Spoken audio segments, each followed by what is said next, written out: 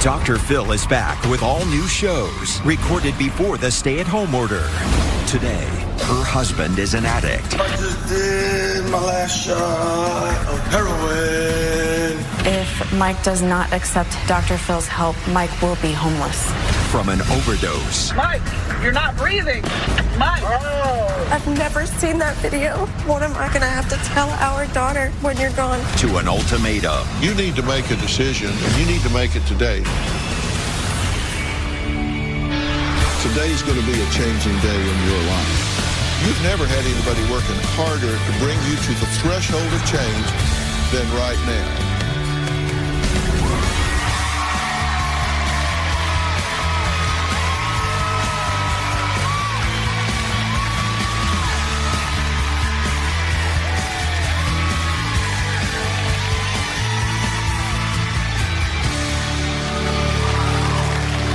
Mike and his fiancée, Ashley, have a beautiful home, a sweet 6-year-old daughter, and a baby boy on the way.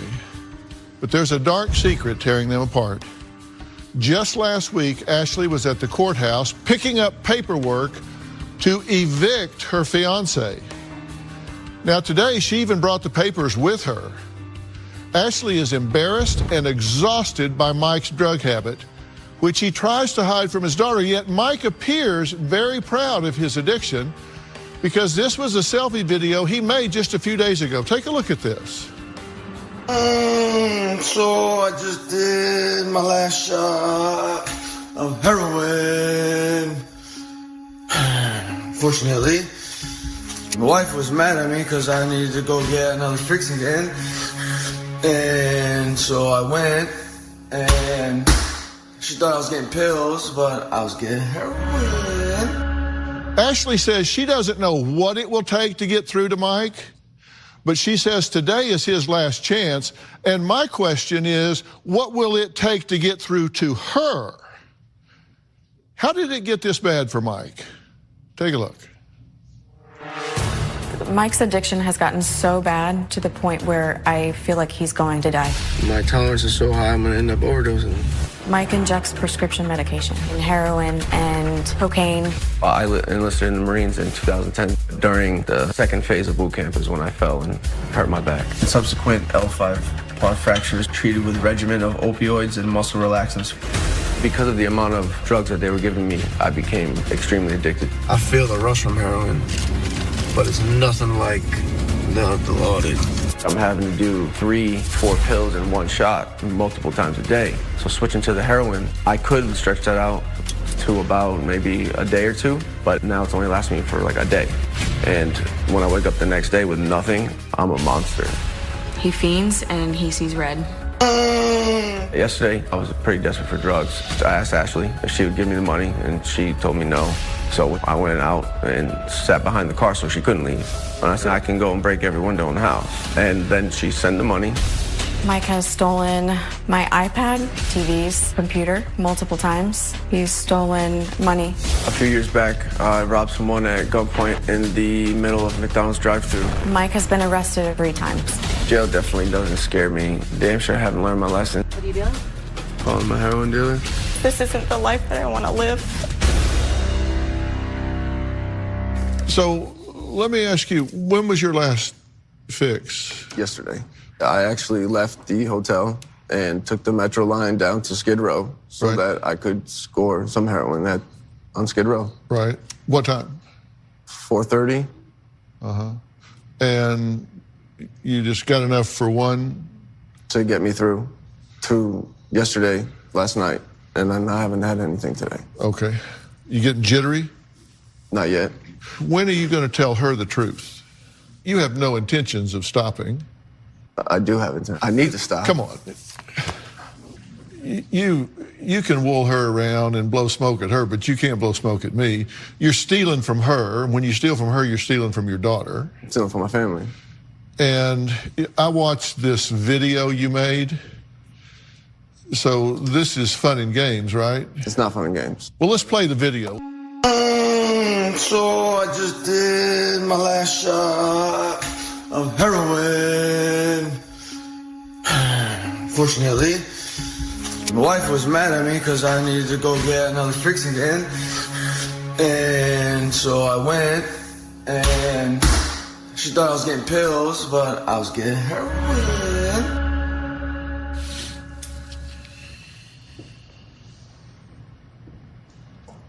I'm so disappointed. But you say you don't want to know, right?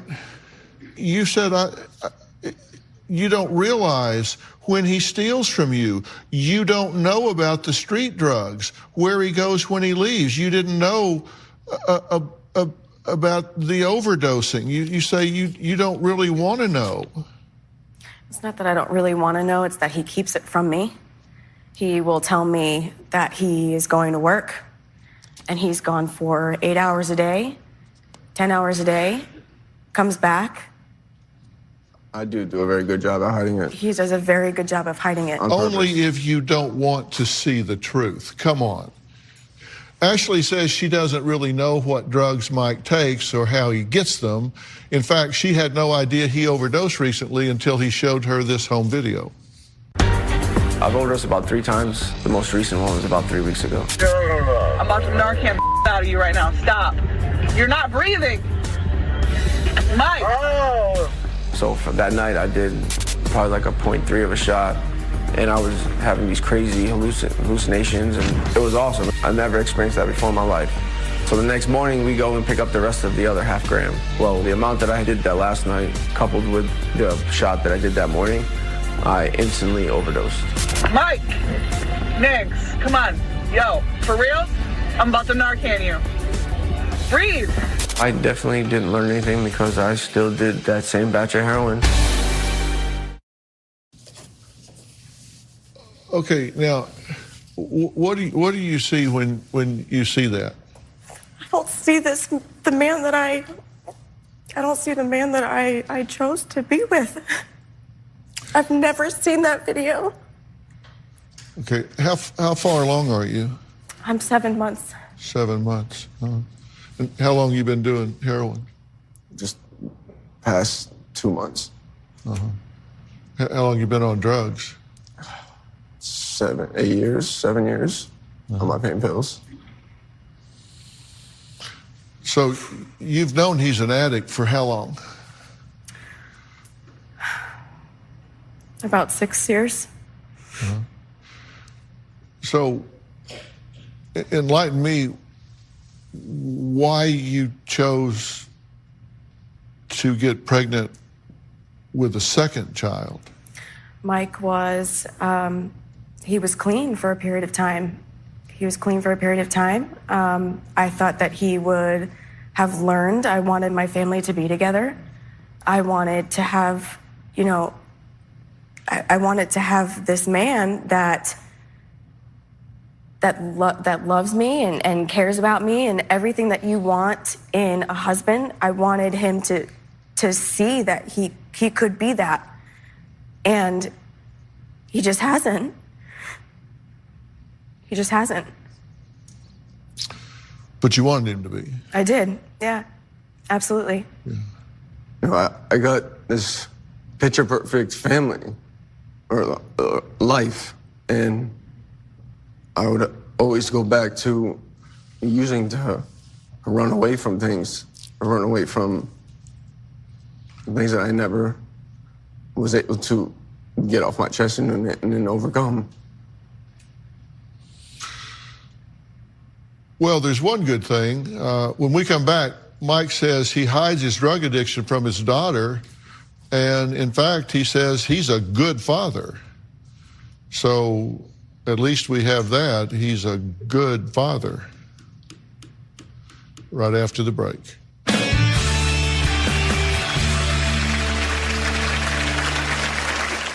At Christmas time, Mike was not able to open up presents with our daughter. I told her Daddy was sick. I'm a full-blown addict. I'm a junkie.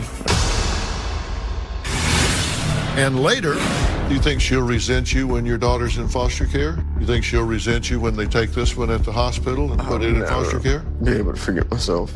It's time for you to man up, buddy.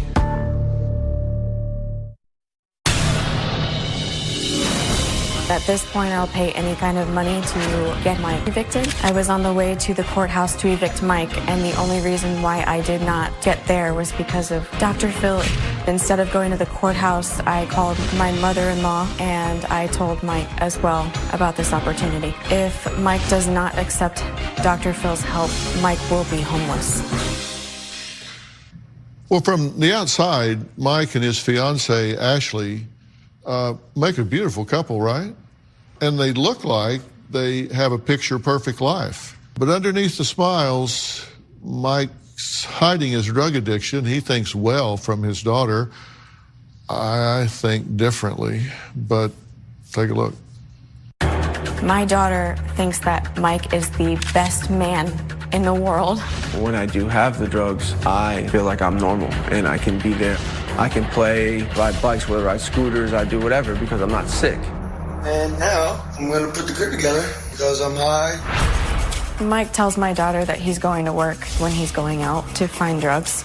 I spend more time trying to get drugs and sell and hustle than I do at home.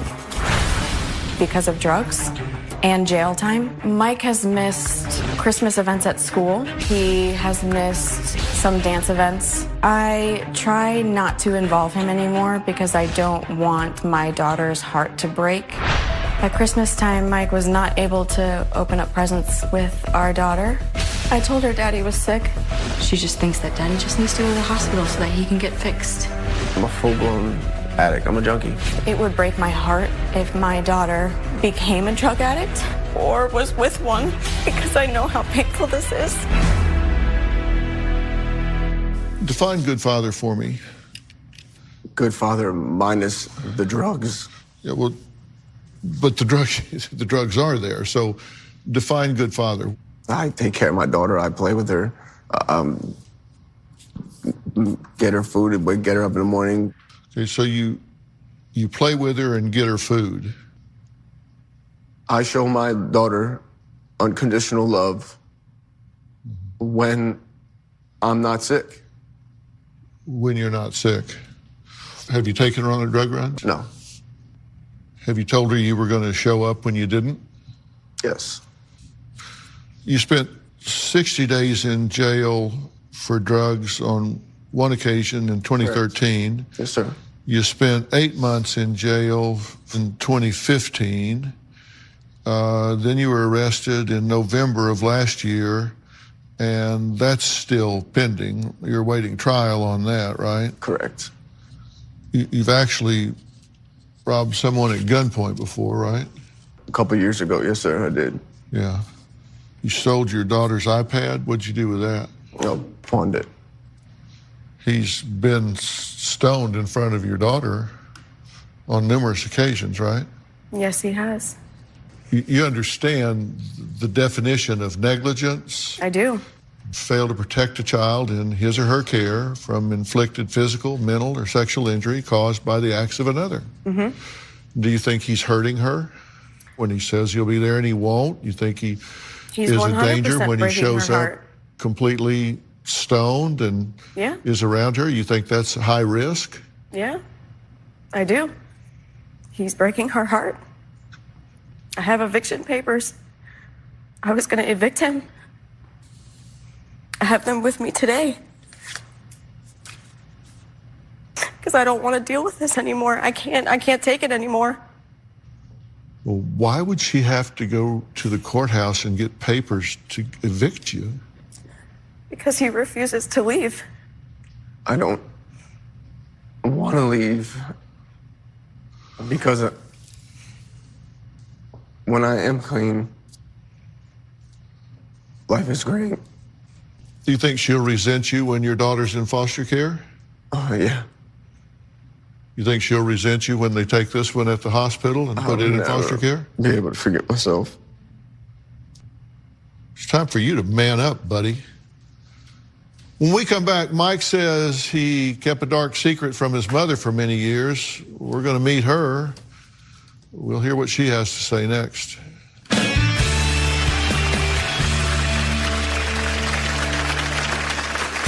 I don't believe that Ashley knew about Mike's drug problem until after she got pregnant.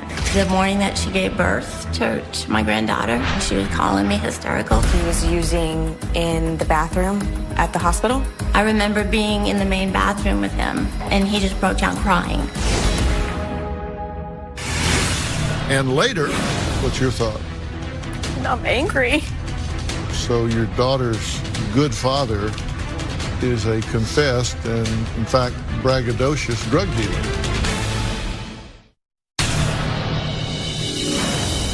I was 4 to 5 years old when I started being sexually abused. When I was young, I just thought it was normal, but obviously nothing about that's normal.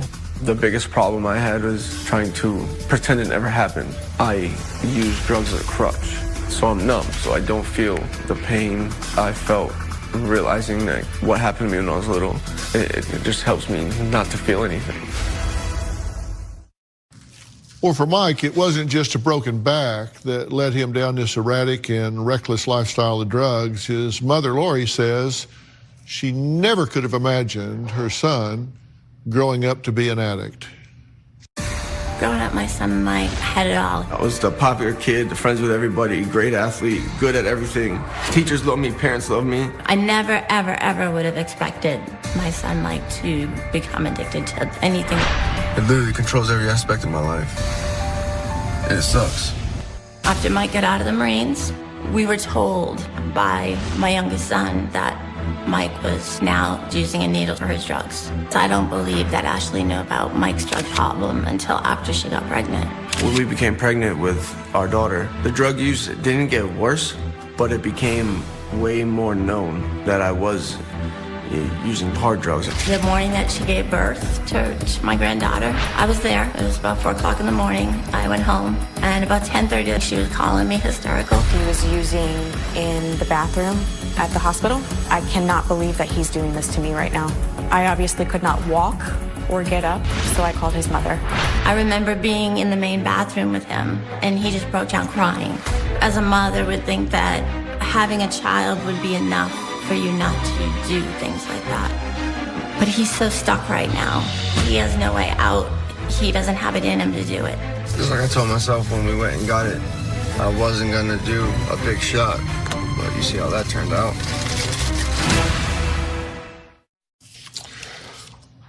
Well, Lori, you've been listening to everything we've been talking about so far. I cannot go on any longer.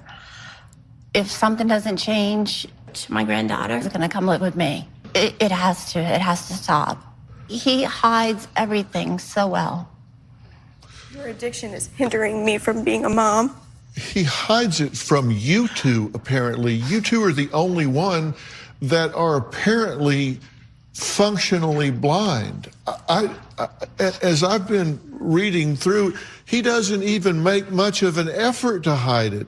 Did you know that when you were giving birth to your daughter? No, I didn't know until I saw him in the bathroom for a long period of time with the door closed. And I assumed that's what he was doing. What were you shooting up? The law did. And you say you don't believe in tough love. When I was married to his father, it was very hard for me to see them. My husband would be throw him out the door, you know. I mean, they're my children. I love them. You love them, and so? I don't want to see them on the streets. I don't want to see them suffer. Well, you changed in the middle of that sentence. You were talking about your children, then you started talking about you. Okay. You were talking about your drug addict son, and in the middle of the sentence, you started talking about what you wanted. So you're basically saying that you've been enabling him because it makes you feel better. You don't want to see him on the street. You don't want the anxiety of him having to deal with the reality of what he's doing to himself. So you give him a roof, you give him a place to fall, you do whatever you have to do to feel better. That's in the past. I can't have that under my roof. I can't live that life anymore. Ashley can't live this life anymore. You've kicked him out 3 or 4 times, but yet you let him right back in. After being clean and sober for periods of time. But you know he's clean because he tells you. Yes, You're right. And then I would think maybe he would continue on this path and I would be okay. You can't believe a word an addict says. You're right. You should have learned that right. by now. If his lips are You're moving, right. he's lying. And if his hands are moving, he's stealing. You're right. Right. Yep. Coming up, Mike says he's not only addicted to drugs, but he's addicted to the game of getting drugs. He'll tell us about that next.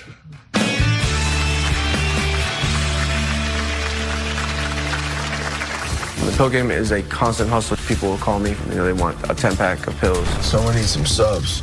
So I'll charge like $50, $100 more and get a couple for free. Street price is like $150. Now I gotta go bring these to the guy who bought them.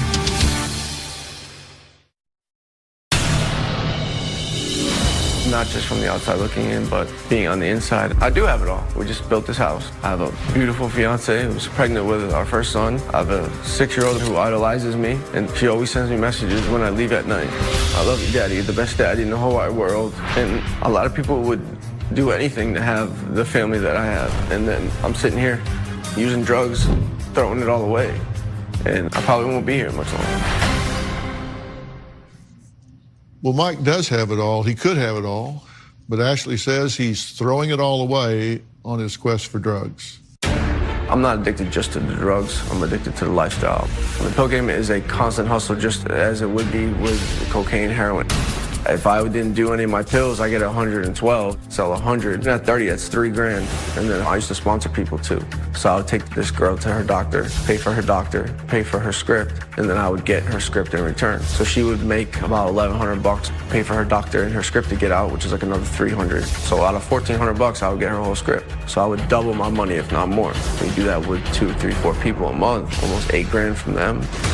And then also, it's people will call me, they want a 10-pack of pills. I got someone call me while we were waiting for the heroin dealer. Someone needs some subs. So I'll charge like $50, $100 more and get a couple for free. Plus they'll break me off for doing it. So I'll make like 4 or 5 pills out of it. Street price is like $150. Now I gotta go bring these to the guy who bought them. You have to dedicate almost your whole day to doing that. It's a full-time job, and it's hard to sell your DOC, your drug of choice, and not do it. My Dilaudid honestly feels better than sex. What's your thought? And I'm angry. So your daughter's good father is a confessed and, in fact, braggadocious drug dealer. He's not just a user, he's not just an addict, he's a dealer. Confessed drug dealer. It's hard to hear. It's hard to hear. It's hard to see. I've never seen him use. You have now. I have now, yeah. He said, and I quote, "I don't believe in spending money on a wedding until we get ourselves together, and the drugs are being put first right now. I lie to Ashley, but I think it's better than me saying I'm going to get high. I'll be clean when I have a newborn, so I'll be a better father." He's just going to flip a switch. My daughter never knows when I'm using because I'm not using to get high, I'm using to function. I think my daughter would describe me as the best daddy in the world. She tells me every day. She loves you. She does. Yeah, well, she can speak glowingly at his funeral when he overdoses. You're right. What am I going to have to tell our daughter when you're gone? A son that will never meet you or know the good Mike. But it's fun, right? You run these drugs and you get this person to get a script, figure out, get $8,000 here and there. It's all a big game. Yeah. Until it's not. Coming up, Mike says that he can't stay clean. He tells us what triggers him to go back to a life of drugs. We're going to meet another individual here in a minute. He's a former opioid addict. He's now 12 years sober. He says if he can do it, so can Mike. I don't know. We'll hear from him, though. We'll be right back.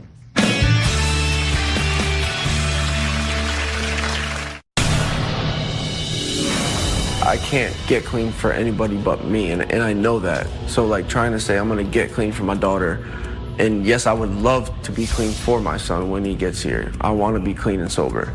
And I wish I was clean and sober right now talking to you, but I haven't been able to stay clean. I have my pills, I have my heroin. It's freaking game over. That's the problem, is staying clean. Well, Ashley says she doesn't know what it will take to get through to Mike, but today she says it's his last chance, or she is kicking him to the curb. I want Mike to hear from someone who I know can relate. Dan Paris was the editor-in-chief of men's magazine Details for 15 years, but for almost half of those glamorous years at the helm, Dan was battling a severe opioid addiction himself. He was popping 60 Vicodin pills a day. He certainly contemplated doing heroin. In his new memoir, As Needed for Pain, he reveals how his addiction all started. I had a back injury. I was prescribed the drugs and started abusing them within a matter of weeks. Mike's had 4 surgeries? Yes, sir. 4 back surgeries, L5-S1, spinal fusion. Same. Not the fusion, but L5-S1, yeah.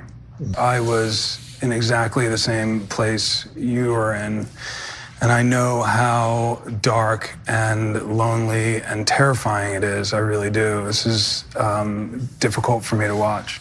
And he thinks he's functional. You functioned as well. I mean, as your career was on the rise, so was your intake. That's right. I couldn't get out of bed without them. I absolutely needed them. I mean, I know how that feels. I know how what running out feels like, and going through that withdrawal, and listening to you talk about how irritable you become when you don't have them. When you, like, we define that as being sick. The addiction isn't the sickness to us. It's the running out that's the sickness. You heard me tell Ashley, you cannot believe an addict. If their lips are moving, they're lying. You were a master at lying to doctors, yourself, those in your family. Talk about that a little bit. It is an elaborate con. Everything that I did and said was about getting drugs. They were my only priority.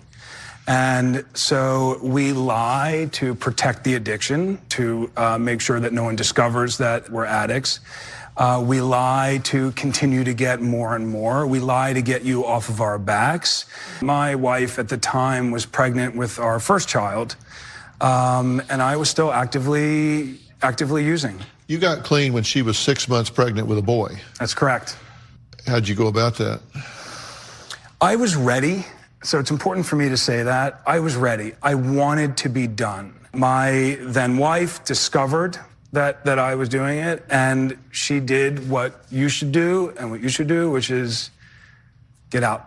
And I detoxed, and I had 1 day's relapse, and I've been sober since. That was 2007. That's awesome. Congratulations.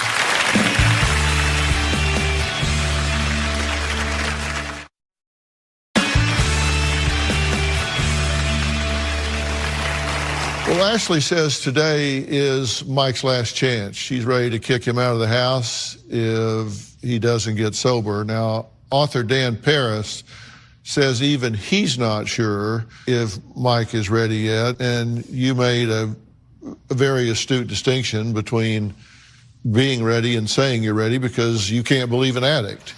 And he may have surrendered his life and his will to this addiction. You have not.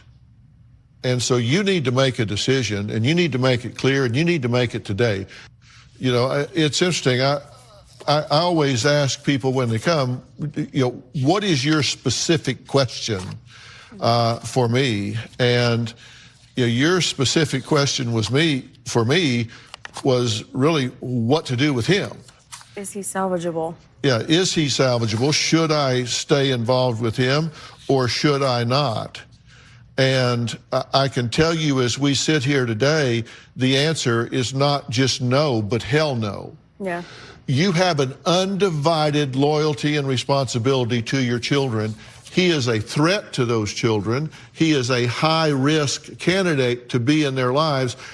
You have to protect them from him. Now, maybe he's ready to get clean, maybe he's not. But until he does, you don't have a choice. Because you're negligent if you continue to expose your daughter or your soon-to-arrive son to a confessed drug dealer. It ends today. Being a dad, my children, I have 3 boys, have only ever known me as a sober dad. And it is the biggest blessing in the world, not just for me, but for them also. Here's your chance. So what do you want? I want to get past my demons. I want to be the father that I am when I'm clean. I want to get rid of this monster that's on my back. And I don't want to feel like I'm not worthy of being alive anymore. I will introduce you and your family to the co-owner and CEO, Marcia Stone, and the director of nursing, Aaron Ball, from BRC Recovery. Now, I've worked with BRC for a long time. They focus on resolving trauma and challenging the harmful belief systems in the context of a world-class substance abuse treatment. And BRC is considered one of the leaders in the treatment industry nationwide. And he's got wounds from way early in his life that have never been healed, and things that are going to have to be dealt with simultaneously with the addiction. Can you guys help him? We absolutely can. We're going to start with detox for you, and then you're going to go through the trauma intensive program. This is going to be a long process. Our goal really here is to help you be able, as a father and as a husband, as a son, to match your intentions with your actions. And you guys are clear, he breaks out of this program, he cannot come home. No, absolutely. You're not a soft place to fall. Nope. Do you understand that? Yes, sir. Because if he does, you understand the consequences for you as a mother. I understand the consequences. Okay. All right. All right. A special thanks to Marcia Stone and Aaron Ball and BRC Recovery, and a real special thanks to Dan Paris. You know, you've really been down this path, and I appreciate you sharing it. His new memoir is As Needed for Pain. And by the way, everybody in the audience is going home with a copy. Okay? Coming up, we have another doctor in the house with an exciting announcement. You don't want to miss it. We'll be right back.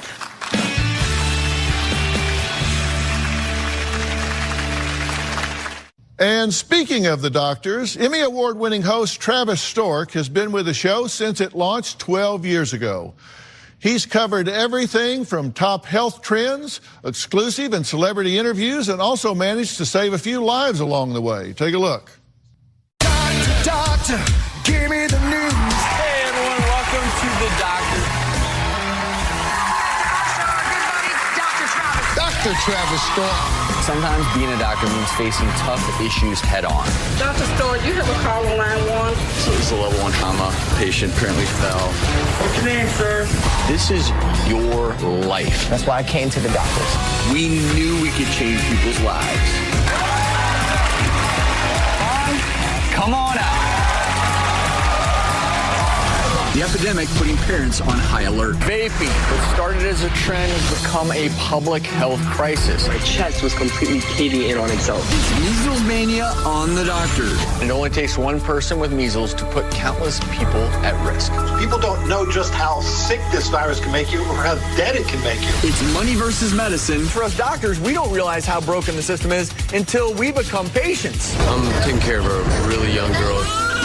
The building actually collapsed and crushed her right lower extremity. For the first time in public here today, are you up for that? Got this. This is scary. You got this. We always try to do it on the show. Actively teach people how to save lives. The song Staying Alive is actually the perfect rhythm to give chest compressions. So, Staying alive, staying alive. A lot of people are out there trying to reach out to different shows to have a voice, and you guys have done that for us, so thank you. it's a day in the life. You never know what you're going to see. And in the end, I feel like this is what I was meant to do. Well, please welcome New York Times #1 best-selling author Travis Stork with an exciting announcement.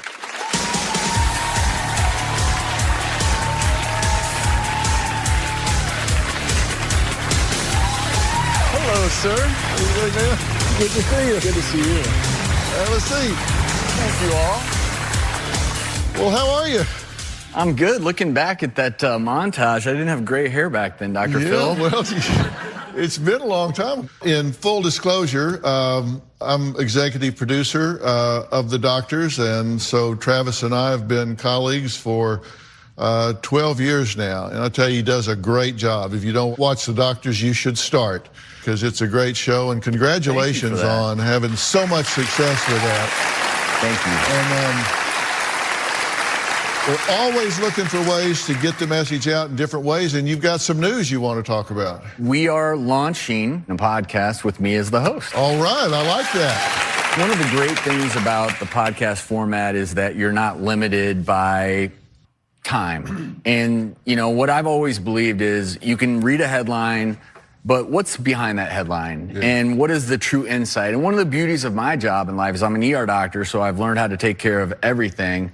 But then when it comes to hosting The Doctors, I've had to read so much, educate myself, and I like to take the headline, dig a little deeper, provide insight. So the goal is to have interesting guests, interesting topics, but also to share a little bit about what my thoughts are, what my opinion is, what I'm going to do in reaction to either a headline or maybe something that a guest is doing in their own lives. Because if I've learned nothing else in this life, and it's been such a blessing, I never expected to be on TV. I never expected to be hosting a podcast.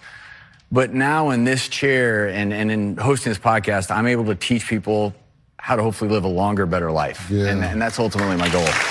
Yeah. Well, The Doctors is currently in its 12th season. Do you have any moments that really jump out at you when you look back over those 12 years? Wow. Interestingly, the moment I think back to is when my dog Nala, who I adopted in med school, came on the show, and she came trotting out on that stage. I said, "Nala, come!" And she's trotting out on stage, and we did a segment where I was teaching people how to brush their dog's teeth. I'm sitting there with Nala, who, you know, unfortunately has since passed, and we're on that stage, and it's like we had a moment together. Here we are, Nala. You know, here we are. You're teaching people, and I'm teaching people too. You have to stop showing this because I may cry. Yeah. So. Yeah, it's tough to lose them. I know that for sure. Now, you were married last August, and you are expecting a baby, right? We are. A lot has changed. So, my wife Paris and I are expecting in early June. And we are having a baby boy. Oh, a boy, okay. So I'm open for advice. Yeah. Well, I have one piece of advice for you. Talk to Robin. I will. Thank you. I promise I will not call after midnight. Well, one thing I know is you are unafraid to talk politics in relation to health and pop culture, personal life, marriage, kids. And one of the things that you do that I hope you will continue on the podcast is blowing up myths. I promise you that. And I will tell you this as well.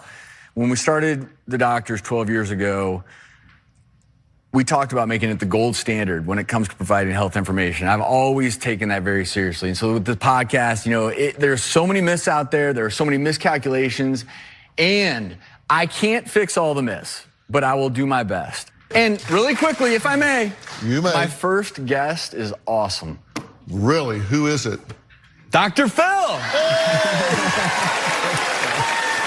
What a setup. What a setup. I love it. All right, I want to thank all of my guests today, and a special thanks, of course, to Travis Stork, host of The Doctors, and now the podcast with Travis Stork. And you can find it streaming on all major podcast platforms, so be sure to check it out. For more information about today's show, log on to drphil.com. Don't forget, you can follow me on Facebook, Twitter, and Instagram, where I read all of your comments. We will see you next time. All right, thanks.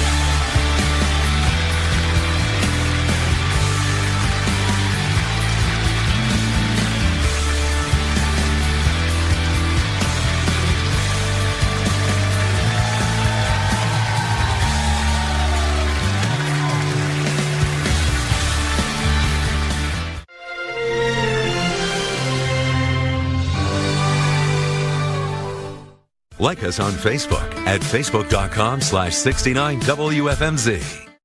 Today on a powerful, all-new Dr. Phil exclusive. Their daughter was killed on Halloween night. I collapsed to the ground and screamed. Her boyfriend claimed she shot herself. That's one heck of a shot if you can do that. How was his behavior at the funeral? Oh, he put on a good show, wailing and crying. So he went to the police station and confessed. We just got the transcript of the 911 call. This is the first time we've heard this. Kaylin Whitaker, Confessions of Her Killer, a Dr. Phil exclusive. Before COVID-19 took over the news and shut down our studios, we taped an interview about the mysterious murder of a beautiful young woman named Kaylin Whitaker. The 20-year-old was found dead in her boyfriend Connor's home in October 2014. At the time, Connor told police he was awakened by a gunshot and claimed Kaylin had committed suicide. Kaylin Whitaker died in 2014, Halloween night, under suspicious circumstances in Martinsville, Illinois. Kaylin Whitaker was found dead in her boyfriend Connor Scott's home. Her family has been fighting for justice ever since. Nobody should have to die the way my daughter did. When Kaylin passed away, she was 20 years old. It was Halloween. 2 police officers pulled up in front of our home. They first asked Dave, "Are you Kaylin Whitaker's father?" And he said, "Yes, sir, I am." Then I heard them say, "We're very sorry to tell you this, but Kaylin is deceased." My first thought was, oh my God, he killed her.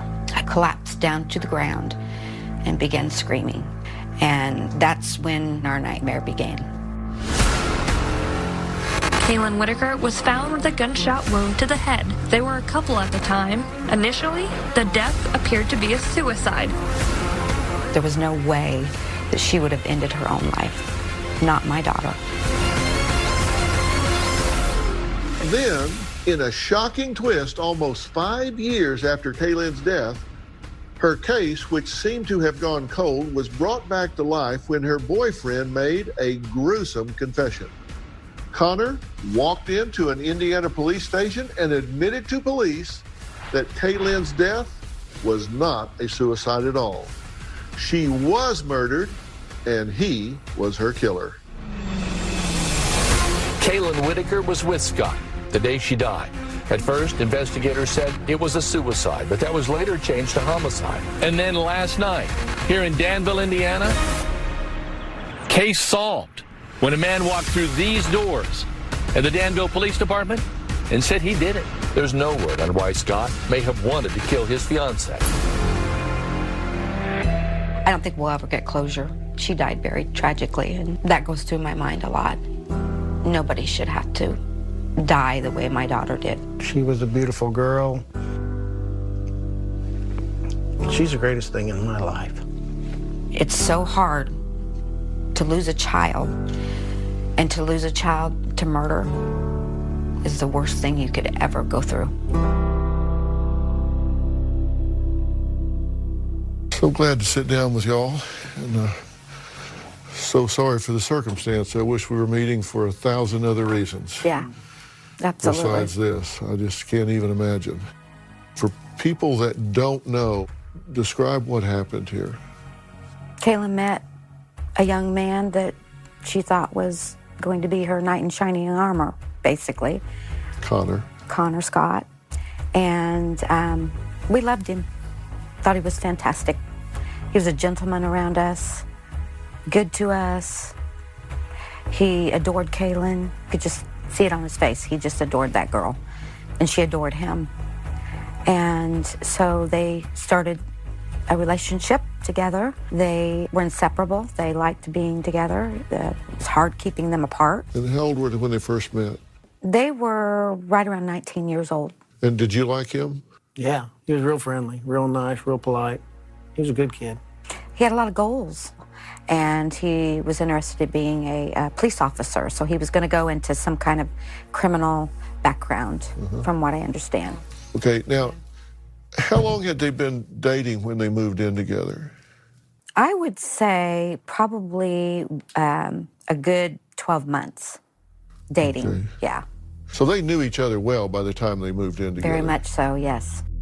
And he would come to the house and pull up in this black pickup truck, and I'd watch her run through the living room and jump into his arms.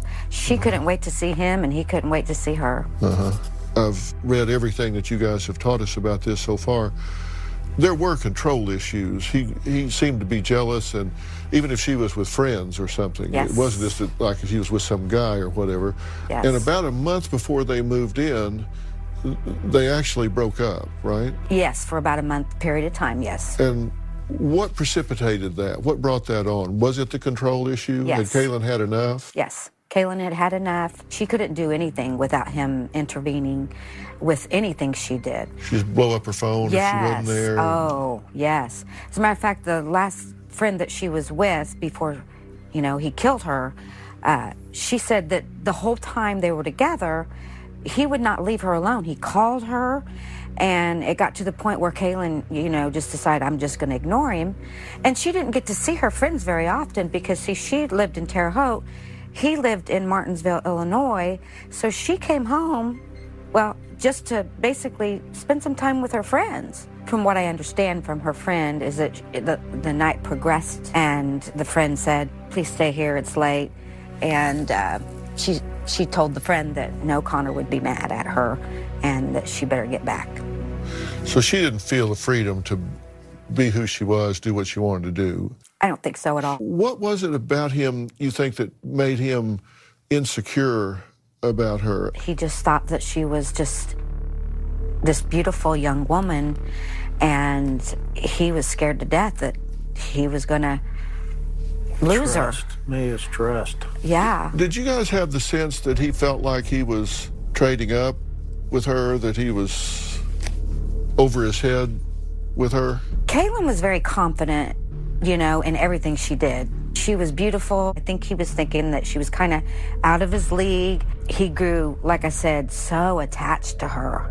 Because I've been trying to figure, from a psychological standpoint, I've been trying to think about this too. And if you feel like, I've hit the lottery here, and if she ever has 5 minutes to be away from me and look around, she's going to figure out she's way out of my league and she's going to replace me in a heartbeat. I'm just wondering if he lived with that fear.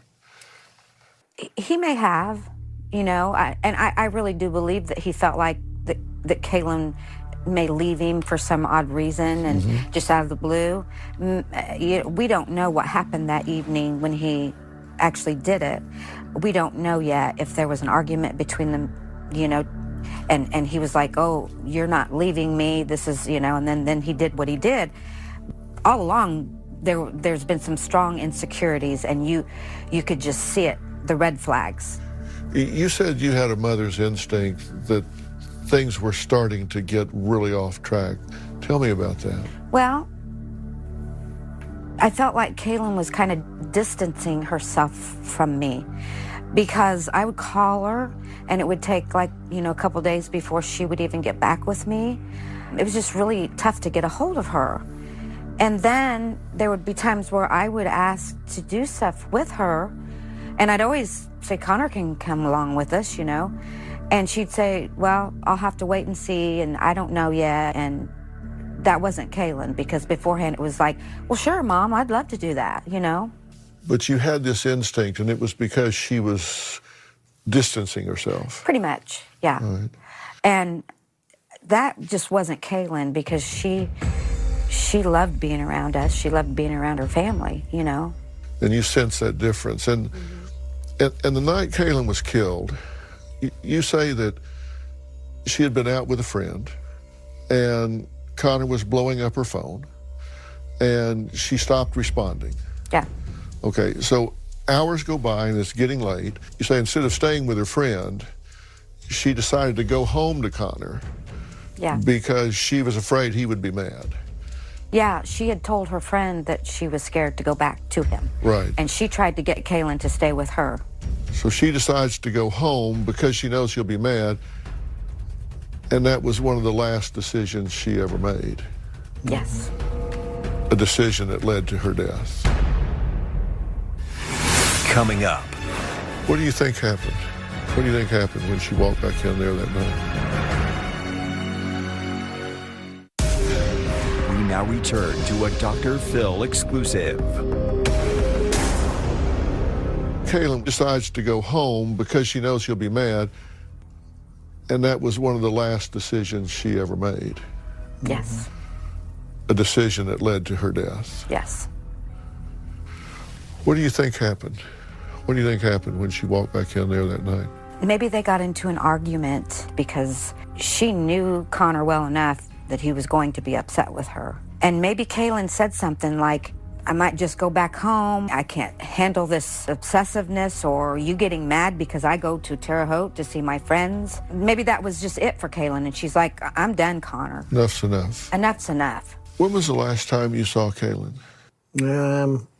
Her and Leslie went to the Covered Bridge Festival. I came home from work, and she's like, oh, Dad, it's nice to see you. And I said, you too, sweetie. And she goes, well, I can't stay very long. And I do remember she turned around and she goes, don't forget I have a phone. You can call me anytime. And I said, well, I have a phone too. I said, you can call me. And then we just both laughed. What was the last thing you said to her? Well, we had spent the day at the Covered Bridge Festival, had a beautiful day together, shopped like we did, and we had fun. We bought these incense candles, and when we got home, we popped them onto the coffee table, and we bought like 10 of them, and we were smelling them, and I was cutting them in half so we could share them. She said, well, I better get back. I said, well, honey, Dad's going to be home. I said, I want you to stay here so you can see Dad. And she said, well, Connie will get mad at me, so I better go back. And I was very aggravated with that. And I said, Kaylin, you know, if he gets upset about that, then that's just wrong. So she decided she's going to stick around. But, you know, she was always afraid that he was going to get angry. And what was the last thing you said to her when she left? I said, I love you. And I said, I love spending time with my baby girl. I gave her a big hug and a kiss. I said, drive carefully. How did y'all find out that she was deceased? We had 2 police officers come to our home. It was Halloween. They came to the house, and they came in, and they said, are you Mr. Whitaker? And Dave says, yes. And he goes, and your daughter is Kaylin Whitaker? And he says, yes. He said, well, I'm really sorry to tell you this, but Kaylin is deceased. And I stood there. I couldn't really move. I was just like in shock when I heard that. And it's just like very surreal to you, you know what I mean? And as they continued to talk, I could just see their mouths moving, and I couldn't hear anything. And then I walked out the back door, and I collapsed to the ground and screamed over and over again. And did they tell you what had happened? They didn't know. They just knew she passed away. They didn't know anything. I guessed it was a car wreck. And those two, even the younger cop, they were really nice. They stayed at the house for almost 2 hours, trying to get a hold of the coroner and to the sheriff over there, because they wanted to know what happened too, but they didn't know anything. They just knew she passed away. And when you found out how she had really died, how did you find that out?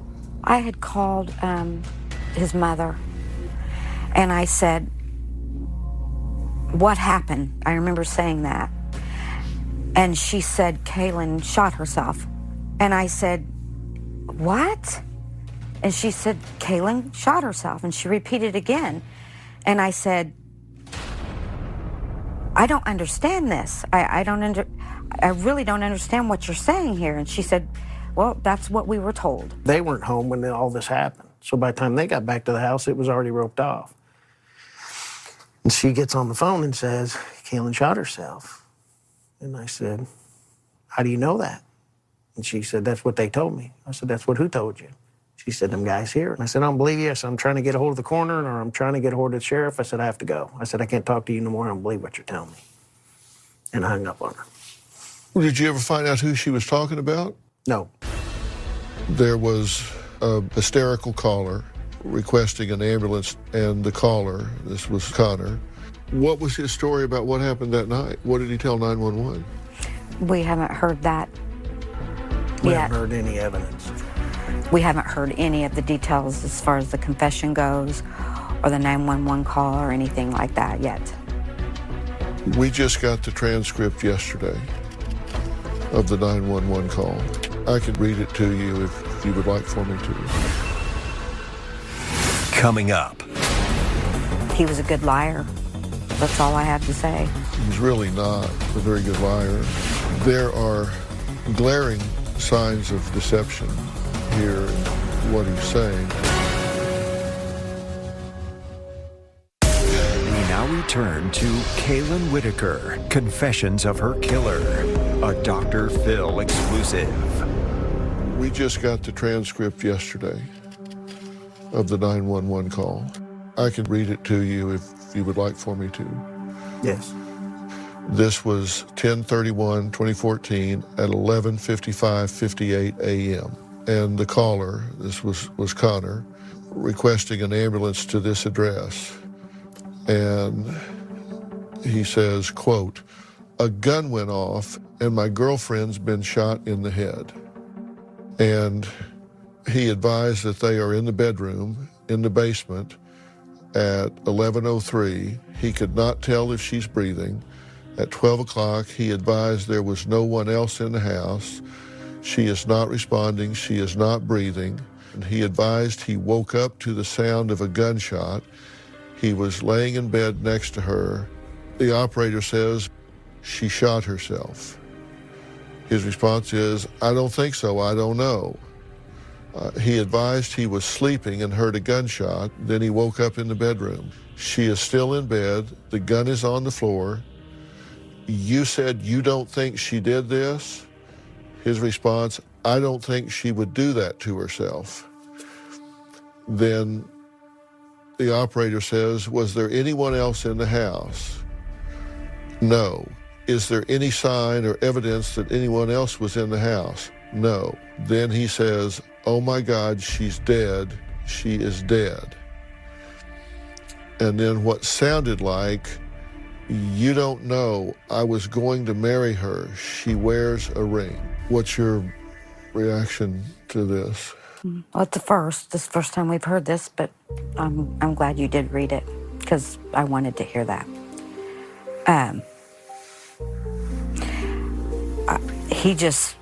He was a good liar. That's all I have to say. We tried to get the audio and they say they no longer have access to it. What's your reaction to this? Honestly, when I first heard what happened, I thought it was an accident. But you get to hear so much more after they investigate things. You never hear the bad stuff till it's too late. Part of my professional training is in forensic psychology. And I have to disagree with you about one thing. You said he's a good liar. He's really not a very good liar here. There are glaring signs of deception here in what he's saying. A gun went off. The gun just went off, like it just got up and went off. That doesn't happen. It's like they're distancing themselves from this. And my girlfriend, it's not his girlfriend, it's Kaylin. He's not using her name. This is someone that you love. This is someone that you're close to. Mm-hmm. He never uses her name here, which again is when someone's trying to distance themselves from something that they've done, they backpedal from that and they use these transitives. A gun went off. It's not like, oh my God, somebody has shot Kaylin in the head. My girlfriend Kaylin, she's been shot. There's just two of them there. Right. It's like either she shot herself or you shot her. There's nobody else there. I don't think so. I don't know. He's afraid to just out and out lie, but he's afraid to own it. Yeah. He doesn't want to take a position. And then they say, you say you don't think she did this? I don't think she would do that to herself. She and herself. Again, he won't say her name. Right. And then so, okay, let's look at her psychological composition. Okay, that's why I ask you, what was your last interaction with her? And you tell me, hey, I got a phone, Dad. Yeah, I got one too. Ha, we're laughing. You guys are shopping, having a wonderful day. There's no signs of withdrawal, no signs of depression. There is forward thinking being evidenced. You're dividing up candles. Right. If she's not going to be alive tomorrow, why does she need candles? When you see people evidencing forward thinking, it's because they intend to be here tomorrow, right? Yeah. But yet they ruled this suicide. Right. At first, what was it, undetermined? Right. But that was because Martinsville is so little, the coroner there didn't have the equipment to take care of this. They had to call in somebody. Right. They called in Dr. Core. The police said it was suicide. But Dr. Core did not.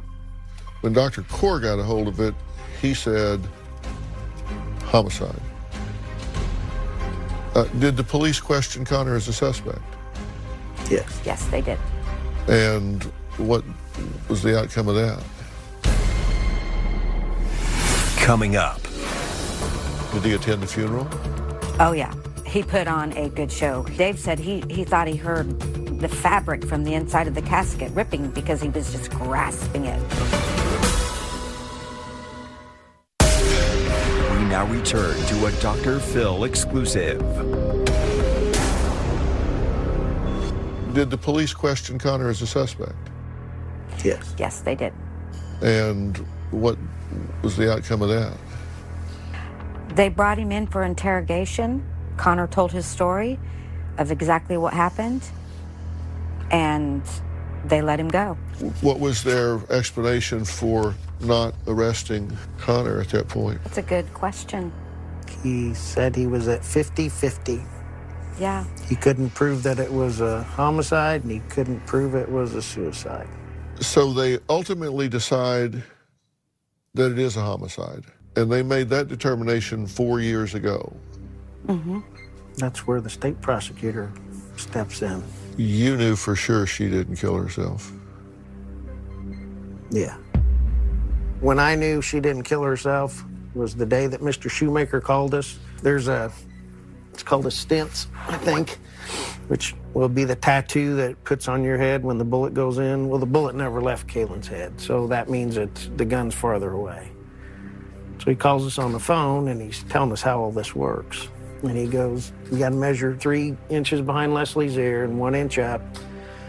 So we got a ruler, and we did that, and I stuck my finger on the back of Leslie's head, and he said, okay, now you have the gun. And I even asked I think you had to get to 25 inches, plus the barrel was 7 or 8 more. Somehow it was 33 inches, something like that. Right. Is where we had to get Leslie's hand. I'm like, I can't even get that back that far. And then you got to turn it. Well, and this is with your left hand. So I asked him, I said, Kaylin's not left-handed. Are you holding the gun backwards and now you're pulling the trigger with your thumb? Your hand's this way, but the gun's facing it. And he goes, yeah, possibly. He goes, ask Leslie if she can see her hand. And she said no. I said, I told you she didn't kill herself. I said, you can't do that. He said, that's almost impossible. That's one heck of a shot if you could do that. And somebody that's going to kill themselves is not going to take that chance. No. Did you see Connor after? We were told that he wanted to come over to the house to talk with us. And immediately the investigator said, if he does, we're wiring your home. But that never happened. Did he attend the funeral? Oh, yeah. How was his behavior at the funeral? The show. Oh, it was a show. He put on a good show. He made a believer out of us. He fell into my arms, put his head into my chest, was wailing and crying during the funeral progression. He calmed down a little bit. And then when it was time to say goodbye to Kaylin, he fell apart again. He walked up to the casket, was just holding on to it, shaking. You could see his arm shaking, and he was crying again. I thought he was trying to turn it over. He was just weird. He just had a hold of it. And Dave said he thought he heard the fabric from the inside of the casket ripping because he was just grasping it. And finally, his parents grabbed a hold of him, and they basically had to carry him out of there because he wasn't even walking. So after the funeral, when was the next time that you heard from him? He sent me a message, and it said, "Hi, Leslie, this is Connor. I'm not supposed to be reaching out to you right now, but it's killing me." And he said, "I'm just kind of wanting to know how you guys are doing. I think about you." And I was at work when I got that, because it had been a couple years, and I was like, oh, my land. Okay, so time is going on, and then 4 years pass, and then Connor walks into the police station. Yep. And tells him who he is, and straight up confesses to the murder. Coming up. Who put him on their radar? His girlfriend at the time. You just know he was with another girl. Yes. With firearms. Yes. And she called the police and said, you need to come take these guns away from him. We now return to Kaylin Whitaker, Confessions of Her Killer, a Dr. Phil exclusive. 4 years pass, and then Connor walks into the police station, right? Yep. And tells him who he is, and straight up confesses to the murder. How did you learn about that? How did you find out that he had done that? Illinois state police officers came knocking at our door at 5 a.m. in the morning and told us. And what did they say? He walked into a police station and said, "I'm Connor Scott. I want to confess that I killed," however he said it. They would just say that this is in our favor. It's good news. And he's arrested. And what was your reaction? Shock. But then he pled not guilty. Yes. What'd you make of that? We've learned that if you plead not guilty, that just basically means that you're trying to get a lesser sentence. Right. It was very confusing, yeah. Right. Then there was no trial. Mm-hmm. He went before a judge. Mm-hmm. And the confession was admissible. Mm-hmm. And he was found guilty and sentenced to 37 years. He Correct. plea bargained, right. Yeah, they pled him to 37. Right. Yes. And he was sentenced to 37 years, and he's not eligible for parole. No. How do you feel about that? I didn't like it whatsoever. We were told that after he was arrested, that an additional charge, gun enhancement charge, for the fact that he had used a firearm, gave us 45 years flat. Was the minimum. Was the minimum. And so all this time I'm thinking, okay, well, at least he'll get 45 years on up. The way the prosecutor explained it to me and Dave is if we would have stuck with the gun enhancement charge, that meant the case would have to go to trial. Right. And the prosecutor didn't want to do that. He said there's a chance of an acquittal. Now, there is a red flag rule, and if someone has firearms and they're determined to be emotionally unstable, they can remove their guns. That had happened with him, correct? Yes. And that happened how much before the confession? I think between 2 and 3 weeks before the confession. And who turned him in? Who put him on their radar? His girlfriend at the time. Do you know anything about that, how that happened?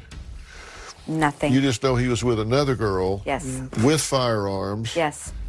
And she called the police and said, you need to come take these guns away from him. We heard that he said that if she left him, he was going to kill himself. So during this 4 years, you're languishing, suffering, so frustrated because the system, Connor, all of this is still hanging out there. Yes. And he's moved on with his life. Yes. He's gone on to another girl. He's had a child. Yes. he's out there spilling toxicity again. Yeah. To the point that she has the presence of mind, thank God, to call the police and have him disarmed. Mm-hmm. Dave and I went to 2 local news stations prior to that, and I think that he saw those. Dr. Kaur advised us to go to social media, to media, because that man was wonderful to me and Dave. Very supportive. Well, he did a very good job. Oh. I mean, he took all of the evidence, pieced it together, and he did not leave it 50-50. You know, it's interesting. You say Dr. Kaur was very supportive, but he always leaned on science. Yes. Because he said, these are the facts. Here's the information. He did the reconstruction. He did everything. And so that's what made it so powerful. And you don't know anything about his confession, about what he confessed. No, we have not heard that. You don't have any idea of what he said, other than he said he did it. Right. Correct. And you want to know. Yes. Yeah. What's the impact of him going in and making this confession? Coming up. Know that you did a service to your own daughter, and you also saved that woman's life and her child, in my opinion. We now return to a Dr. Phil exclusive.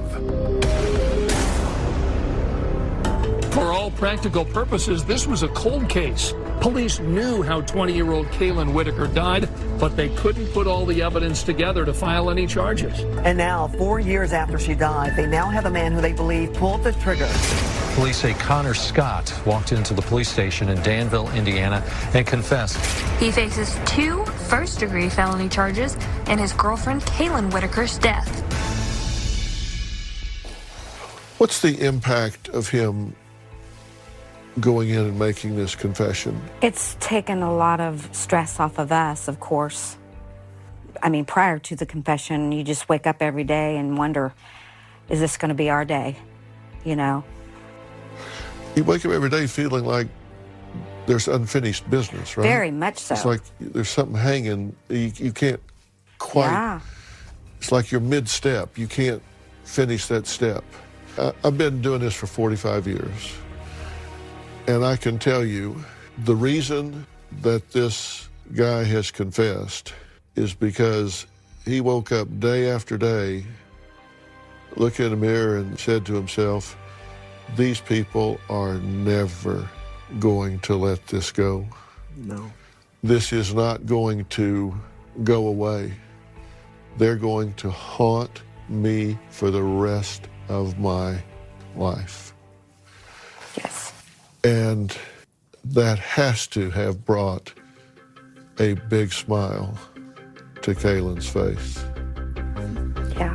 To see that you two have stayed on this and stayed on this and stayed on this until he finally just said, I quit. Yep. I give She up. would be very proud of us. Well, very proud. I hope you're very proud of yourselves. And God bless and congratulate both of you for doing it. I'm sorry that you had to, but I'm awful glad that you did. Yes. And you may very well have saved this woman's life that he was with. Yeah.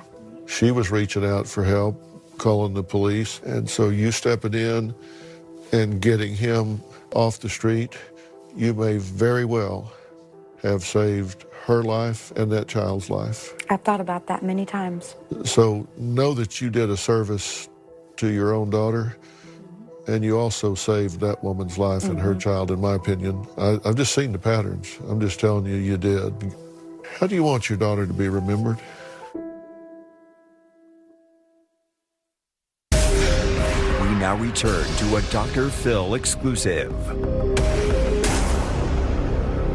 When I'm in this room, I feel like I feel close to her. If these walls could talk, it would just tell so many good stories about Kaylin. And I can still hear a lot of laughter in this room from her and her friends being in here. Lots of giggles, lots of sleepovers, lots of good, special memories within this room right here. I feel her presence in this room. and I'm really missing her, I'll come and just sit on her bed and I just talk to her. And she talks to me. I can feel her.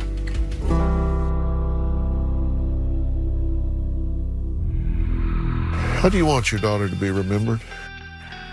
Oh, she was wonderful to be around. She was intelligent. She was loving, very kind. I would want her to be remembered with the laughter that you would hear from her. She had just this special laugh. And when she would laugh, it would make you laugh. I think I'd want her to be remembered as courageous, because she was courageous. I think she tried to fix a situation that was unfixable. I know she's proud of what you've done, and I hope she's really aware of everything that's going on right now. I think she is. Yeah, I do too. This is how I know Kaylin is around me. Our favorite thing was the Cover Bridge Festival. It's a big festival. So after she passed away, I had a hard time going back there. The whole trip there, I was in tears. And so I talked to Kaylin and I said, let me know you're here, Kay. I need you. I can't do this without you. We entered the festival. There's a booth that was selling these rocks, and they had names on them. And so I go to the case. I walk over, pick up the first rock on top, turn it over, and it was Kaylin's name. I didn't have to dig for it. And that's not a very common name. Mm-mm. There it was. And I turned around and I showed him that rock. Amazing. I said, okay, Kay, I know you're here. You're here. You know that she wants you to have joy in your heart when you think about her and not pain, right? You want you to celebrate her life, not grieve her death. Because both of you described her as just all joy, right? I mean, you laugh and fun and everything. Oh, she's a character. She was funny. Yeah. And funny girl. And if you think about anything else when you think of her, you know, that's a real disservice to her, because it's, you know, that betrays her memory. Yeah, it's tough. It's tough living without your child and knowing how they died, but we know how Kaylin would want us to live. Yeah, well, I admire your courage and I admire your commitment. You guys are the best. All right. Okay, thank you, guys. Again, we conducted this interview before the pandemic hit, but we wanted to make sure that Kaylin and her parents' story was told. This past September, Connor Scott was sentenced to 37 years in prison, followed by 3 years on parole for first-degree murder. He will not be eligible for early release. Kaylin's family say they wish he had gotten more time, but I know they feel some peace now that some justice has now been served for their beautiful daughter. She will never be forgotten. I want to thank them for being my guest and for sharing their story. For more information, go to drphil.com. Thanks for watching. How long will I love you? As long as stars are above you. And longer if I can. How long will I need you? As long as the seasons need to. She was courageous. She was determined. She was just a wonderful gal to be around with. How long will I be with you? As long as the sea is bound to wash upon the sand. How long will I want you? She was playful and fun and very loving. She always looked at the positives. She was a very special girl. Very protective over her family. How long will I hold you? As long as your father told you. How long you. As long as stars are above you.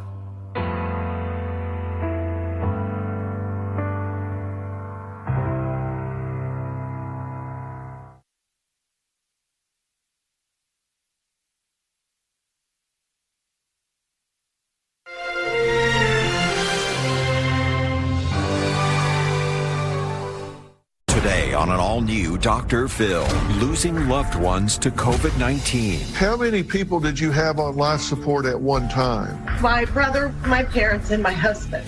The world did cave in around me. It's okay to feel. It's okay to cry. Families coping with grief. I wish I was able to give my dad one more hug. You're wearing his jacket right now, aren't you? Yeah, it still smells like him.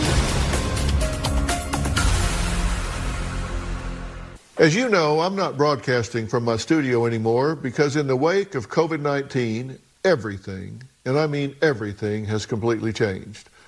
Not only are we all grieving the loss of our regular lives, but tragically, many are grieving the loss of loved ones as the death toll continues to rise. Not to mention, many are mourning the fact that they could not even give their family member a proper goodbye. Joining us on Zoom is Kelly from Columbus, Ohio. She says COVID-19 destroyed her family. It took the lives of Kelly's brother, her mother, and her father. And if that's not enough of a nightmare, her husband is currently in ICU fighting for his life. Kelly, it's so good to meet you, and let me say before we even start, I am so very sorry for your losses, not just your loss, but your multiple losses and the battle that you're in now for your husband. Tell me how you're doing. Dr. Phil, first, let me thank you for having me on the show. It is a privilege to speak to you. I would say we are comfortably numb. We have a myriad of emotions, and when we are able to tap into some of them, they're volcanic. This is trauma for my family. We have been so broken by this. Your mother was in the hospital and she's 75, and you were moving her to a rehab facility on the 7th, right? And then your brother woke up sick, and by the 11th, he was in the ER on life support, correct? Correct. And then your father started getting symptoms, and 3 days later, he was released, right? Sicker than he went in, correct. Sicker than he went in, but 4 hours later, he was leaving the house in an ambulance, and then on the 17th, he was on life support. Correct, Dr. Phil. Wow, I cannot, it must just felt like it was just pouring on you guys. So then your mom started showing signs on the 18th, and on the 19th, she was on life support. That is correct. So how many people did you have on life support at one time? 4. My brother, both of my parents, and my husband. Oh my gosh. Kelly, I am so sorry. I can't even imagine what you must have been dealing with. What did you say to yourself when all of this was happening? It had to feel like the world was just caving in around you. The world did cave in around me. My family was my world. We weren't able to give proper goodbyes. To see how terrified my parents were and my husband was when they first went into the hospital, and then to not be able to visit them or to sit beside them and to tell them that everything is going to be okay or that we will be okay, certainly has added to our ability to even just wrap heads around what has happened. I don't think that this has really hit us it's real yet. I think that we are in a state of shock. We've had to shelf any memorial service or funeral for my brother and both of my parents until a later date when my husband can attend. So we have not been able to see any of our family or our friends who love us the most, who want to help us. And there's really just nothing that can be done right now because we're in this holding pattern. Well, I understand, and you're certainly entitled to be overwhelmed, and I'm trying to wrap my head around what you've been through, because on the 9th, your brother wakes up sick and goes to the doctor, and they tell him, oh, you just have a double ear infection and sinus. And then on the 11th, he goes into the ER, and then so 8 days later, after being on life support, he passes away, and then 2 days later, your parents die within 90 minutes of each other. And your parents had been married for 57 years, right? That is correct. And so they die within 48 hours of your brother passing away. They did. They did everything together. They were a true love story. I knew that had they been able to survive the virus, I didn't know how I would be able to tell them that we lost my only sibling, my brother. And so I prayed that night to my God and to my brother, and I asked them if he was going to take them together, because they would never have been able to live knowing that they lost my brother. And I think that my brother knew, God knew, that they weren't going to have any quality of life after this virus. And that was the first miracle that my brother was able, his last gift to me was my parents, to go with them. I understand what you're saying. Well, let me let you take just a little break here. Kelly says that her grief is overwhelming, and of course, she doesn't know how to help her 3 daughters. She has a set of twins at 25 and a 27-year-old, and she says she doesn't know how to deal with her own grief, let alone parent them and model for them how to deal with their own grief. We'll talk about that right after the break.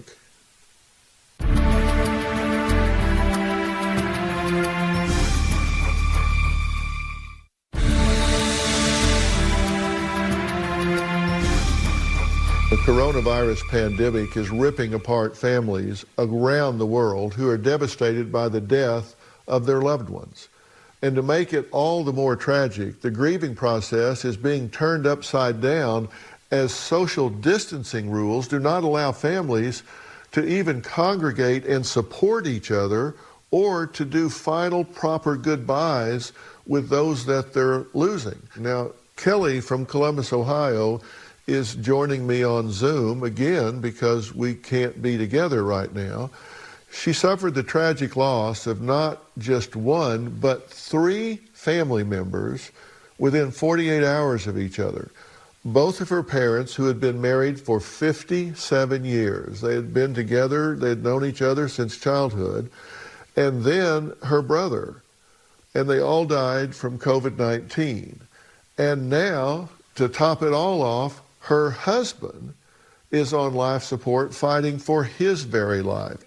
Kelly, tell me this, when your parents were in their decline, were you able to talk to them, see them through a window, talk to them on a telephone, let them hear your voice? Was there any contact at all? There was a compassion visit that was granted to my oldest daughter and I from the hospital staff, who has shown such love and support to us as well as to my family. They allowed us an opportunity to visit my parents and my husband, to let them know they were all heavily sedated and on paralytics. We were able to gown up, mask up, let them know that we were there, and visit with them. Was not able to see my brother because he was 3 hours away, and I didn't want to leave here. So when we got the call that my mom was losing her battle, they allowed us a second opportunity, which we gladly took, to gown up and visit and let her know that it was okay and that we loved her. And my dad at that same time was losing his grip. So my daughter and I were able to stay at the hospital until we knew that they were both in my brother's company. And what did you say to your mom and dad in that last visit? How much we loved them, how grateful we were for the life, and that we were chosen to be a family. Have you and your daughters talked about this since it happened? I mean, you've all three had such terrific loss here with their uncle and their grandparents. What conversations have you had with your three daughters? Loneliness. We've all listened to voicemails from all three. We can't really be together. My twins both live out of the house. So, thanks to technology, we're able to text and call and FaceTime.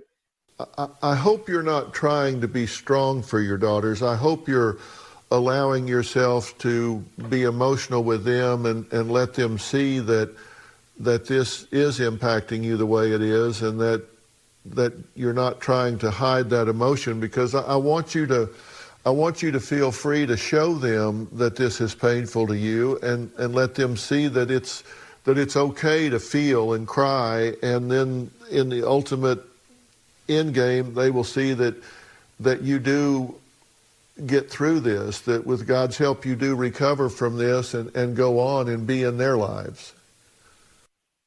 We are very much present, my daughters and my son and I. I know that they're looking to me, and I'm doing my best to be a mother and to support them through this. But like you just mentioned, I'm trying to navigate this for myself as well. And it's the most difficult thing I've ever done. This is a terrible triple loss, and you're also worrying about your husband, and it's so powerful for you to show them that it's okay to feel, it's okay to cry, it's okay to hurt, and to show that and not try to keep a stiff upper lip and hang in there for them. It's so great that you're able to give your feelings a voice and talk about this candidly with your daughters. That's such a powerful thing to show them, so they know that it's okay to emote that way. That's a big part of grieving, is to be able to give it a voice and show your emotions. And I want to talk to you about that some more. We're going to add a young woman to the conversation, but Kelly's going to stay with us. This young woman lost her father and never got to properly say goodbye. We're going to add her to this conversation next and talk to both of these ladies. We'll be right back.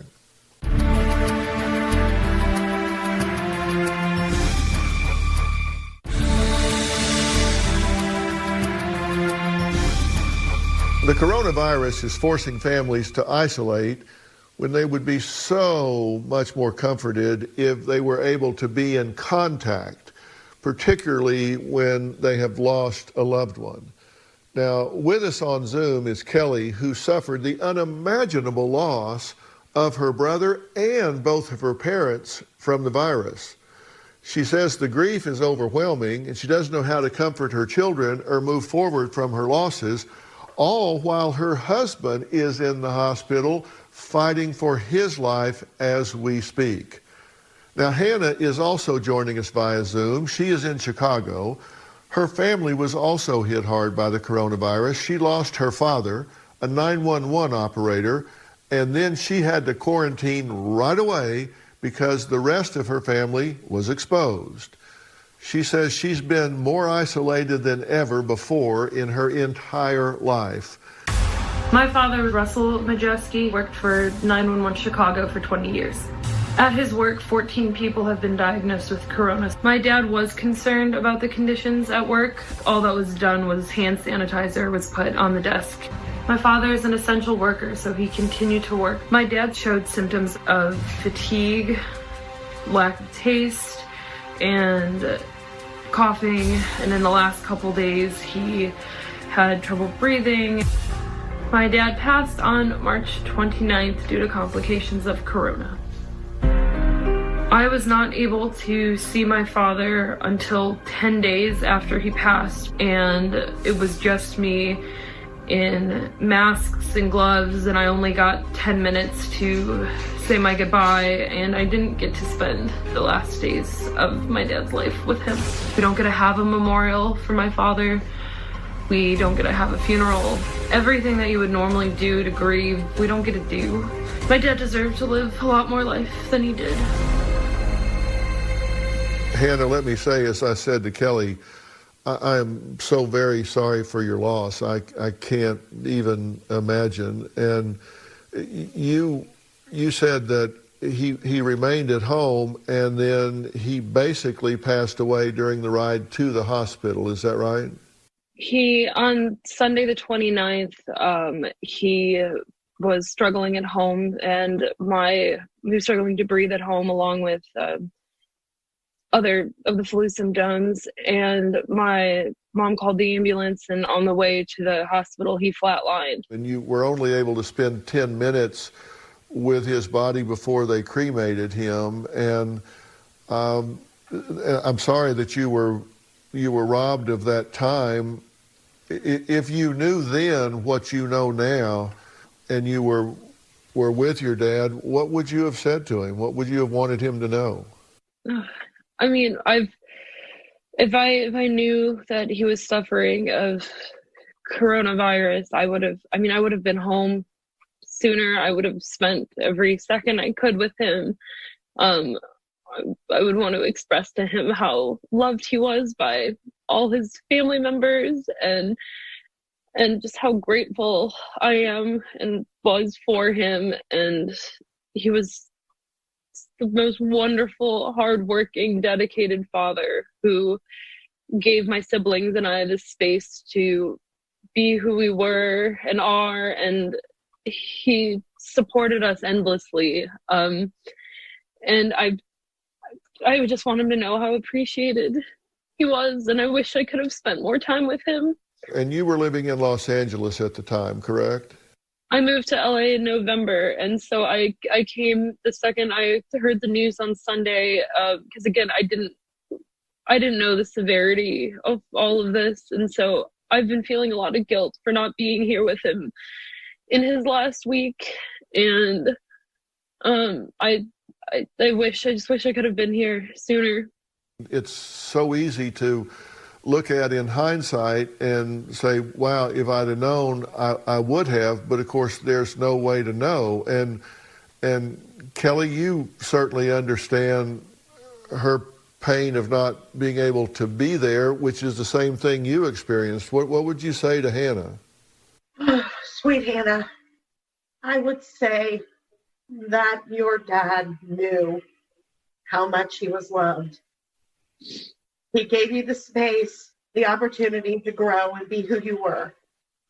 And he will always be proud of you.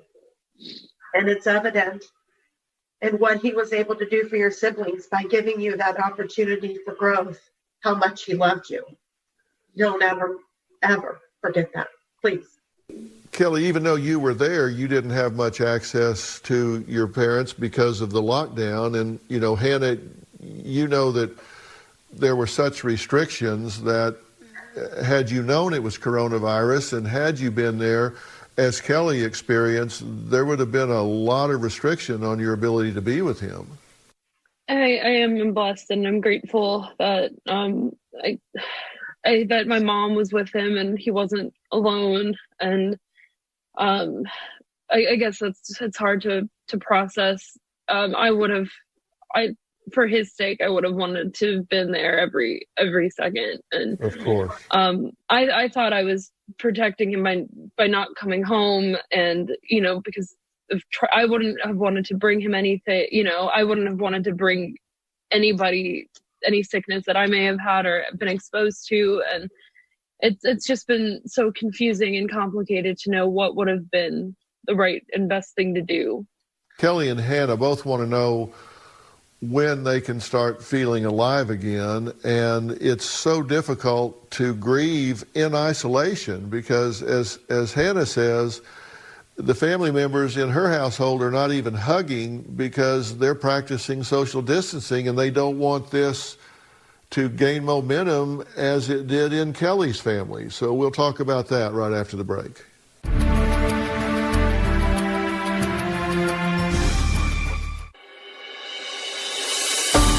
Grieving my dad's loss has been especially difficult with the coronavirus because of the isolation. I do have concerns for my mental health. I've been mad and confused and angry. I don't know how I'm going to move forward with this. I don't even know where to begin on any of it. I've often said the depth, breadth, and longevity of your grief are not a reflection of how much you cared about the person. But as the coronavirus keeps more families isolated, many are struggling to move forward in the grieving process because it's creating new challenges. Kelly and Hannah are both on Zoom, and neither of these women have been able to properly mourn their relatives lost to COVID-19, and that began with the inability to say goodbye in the proper way. And Hannah, you, of course, have unfinished emotional business with your father because you didn't get to be with him and you didn't get to say goodbye. And you say the lack of physical support is just awful. You feel like you wish you could be closer with others and share this together, right? The lack of physical support is difficult. My family and I were grateful for, you know, the cards and the text messages and phone calls that we've received from family and friends. But I want to hug somebody. I want to hug my friends and my family, and I want to get the support for them, but I also would not want to put anybody else's life at risk by exposing them to what we've been exposed to, and nobody else should have to go through this. Right, of course. And you know, there are 12 other people from the center where your dad worked that have coronavirus as well now, correct? The number is now 14. So 14. His work is now it's basically an epicenter of the coronavirus. And I fear for the safety of his older coworkers, for any of his coworkers. And my dad deserves to be recognized as someone who risked his life to be a first responder during this time. He didn't stay home. He went to work because he cared. He was a 911 operator for the city of Chicago and the best father in the world. Absolutely. And I want to talk about some of the things that I think both you and Kelly need to do. Next, the steps Hannah and Kelly need to take to continue their grief process and get the healing process moving in the appropriate way. We'll be right back.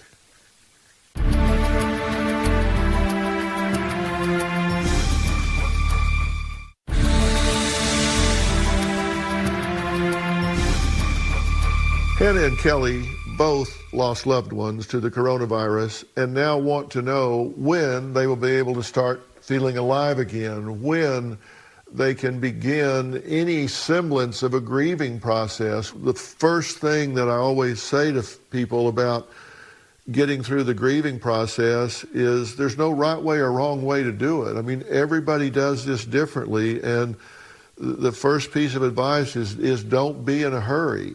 Even if you weren't in the situation you're in right now, don't feel like you're on some kind of a schedule. Don't feel like that you're going to be judged or that you should judge yourself, that you have to do things by Tuesday or Thursday or a month from now, because whenever you choose to mark that time to honor those that you love, it will be the right time, and people will stop what they're doing and they will come with you to honor that person. And it's just not a betrayal of their memory to begin the healing process, because I promise you, Kelly, your brother, your parents would not want you or your 3 daughters, and Hannah, your father would not want you to spend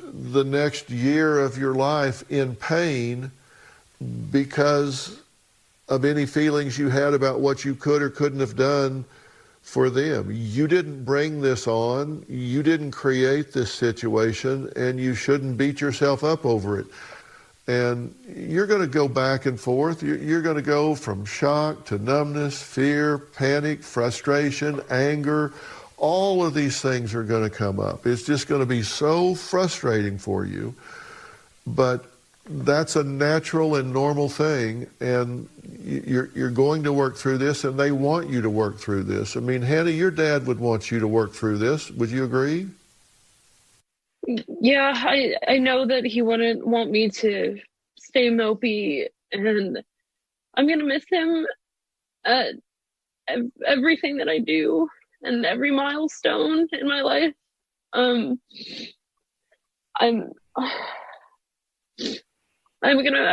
There's so much I wanted to do with him, but I know that he would still want me to do all of those things and find joy in life.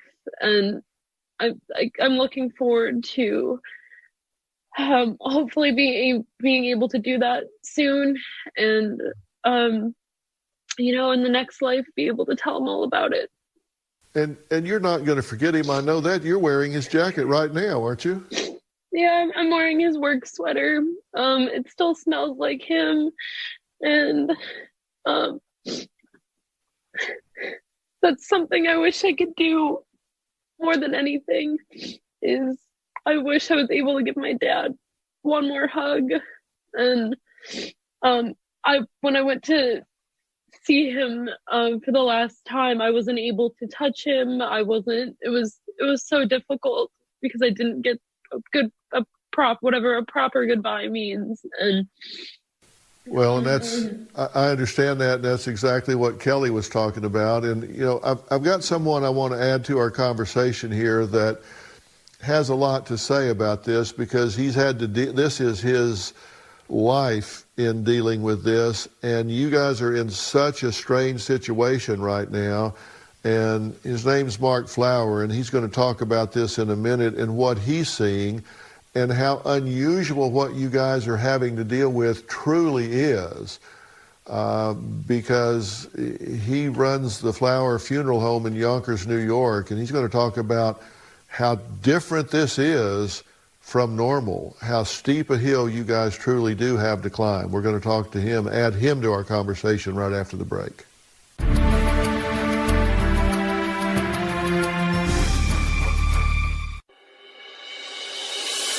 My name is Mark Flower. I'm a third-generation funeral director. I just want to give you a tour of the funeral home and show you the impact of the COVID-19 virus.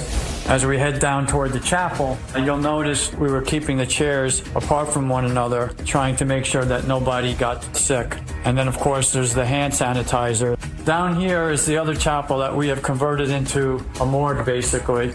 Some of the stuff you notice here on the table, some of the personal protection equipment we have, some spray, the mask, the headgear. These are some of the suits that we put on when we go to do a house removal or if we go to a nursing home.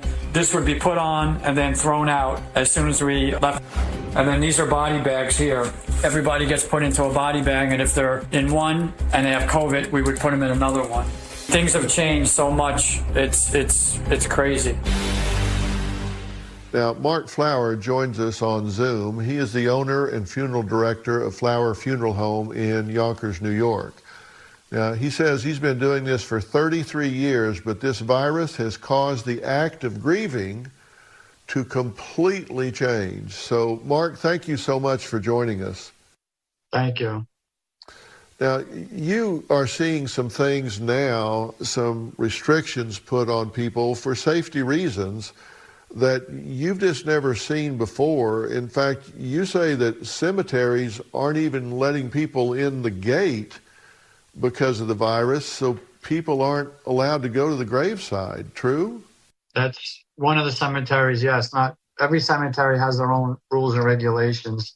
And this one in particular, we were there 3 times in 1 week, and every time we went, they kept changing the rules from only the pastor was allowed to maybe go to the grave to the people could go, but they had to stay in their cars. Then it went to 1 car, only 1 car was allowed in, and we were just there, what was it, Friday or Saturday, and we had a limousine and the hearse, and they let the hearse in without the limousine. And it was like, I don't even understand that mentality of not allowing someone to at least go to the grave.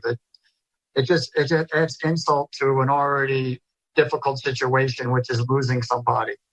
And there's a lot of this going on because you're so backed up at this point. You say you've had to convert one of your chapels into a refrigerator to handle the overflow of bodies. Is that right? Yeah. Well, and the New York area is a very unique situation right now. I mean, just imagine we're talking 500, 600, 700 people a day dying in New York City, and the funeral homes can't absorb the amount of people passing away, and it's trickled down. The crematories, they're closing their gates, opening up every other day or by appointment only. I have reservations on some crematories that are a week or 2 away. And that's as of today. So if I take in another 5 to 7 cases a day, it just adds to the problem. And in the New York area, it's getting very stressful. For me, I mean, I'm putting in 15, 20-hour days. I worked till 2 o'clock in the morning last night trying to catch up and get people buried or cremated.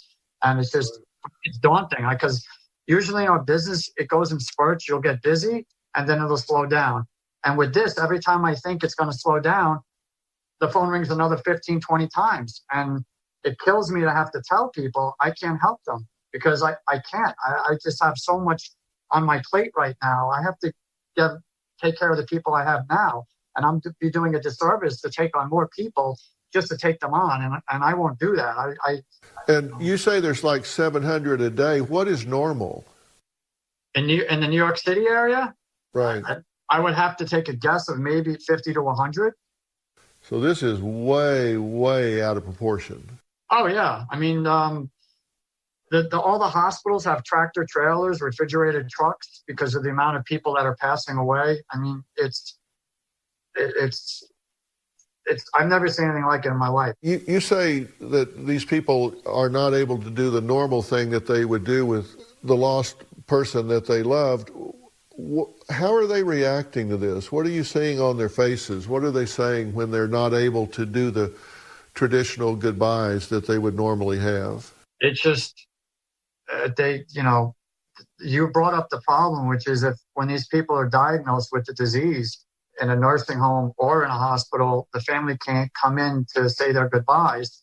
And then we are ourselves, I mean, I don't know if other funeral homes are doing this, but because it's so highly contagious, we stopped offering wakes because we can't take a chance of our own. There's funeral directors that have come down with this disease and handling these people.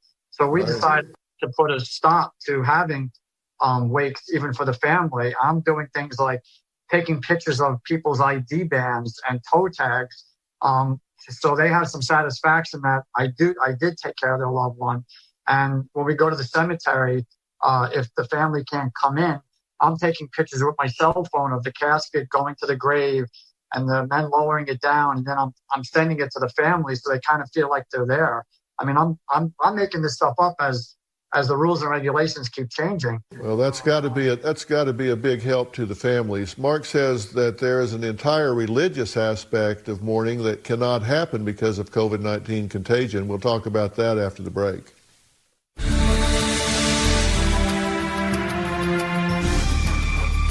Society is changing the way it is experiencing grief after the unexpected, tragic losses from the coronavirus. Although the experience of grief is universal, everyone's reaction to the process differs widely.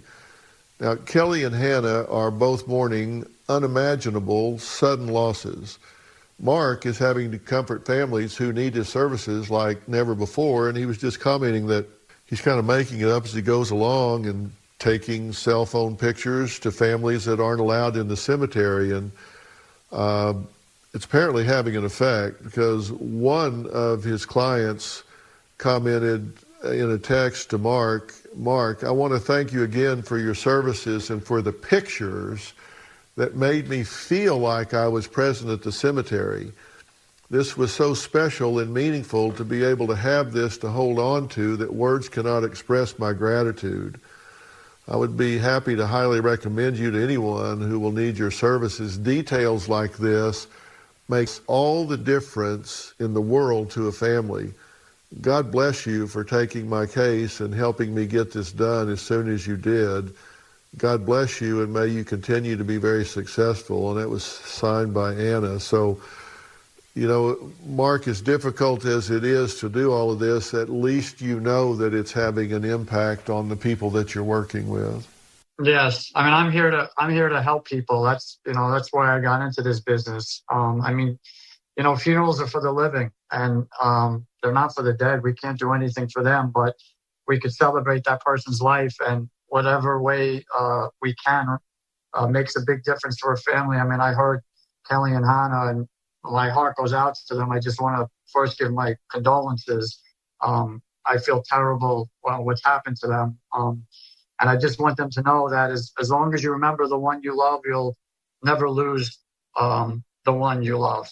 Just always keep them in your hearts and prayers, and always talk to them, and they will hear you.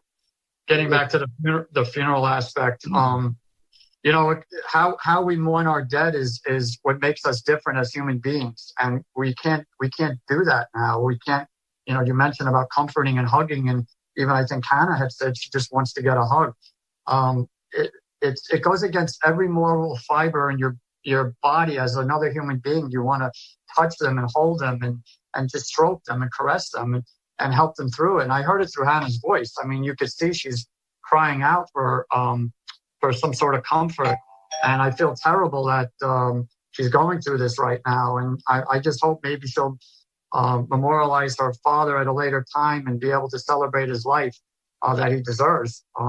Because he seems to have done a lot. I'm sure that will happen. And Mark, I really thank you for sharing and also for what you're doing. And again, I offer my most sincere condolences to Kelly and Hannah. And Kelly, I want you to know that our prayers are with you for your husband. We pray that he rallies through this and comes back and gets this behind him and is back with you again. You've certainly lost more than enough in this. I would also like to thank all the healthcare workers and hospital staff who have shown such strength in the face of adversity and compassion for the grieving family members, as we were hearing from Kelly saying how compassionate all the people at the hospital were for her, and I just know that makes such a difference. And as I wrap up today, I want to leave you with the images and memories of the loved ones we spoke of today who are sorely missed by their family and friends. We will see you next time.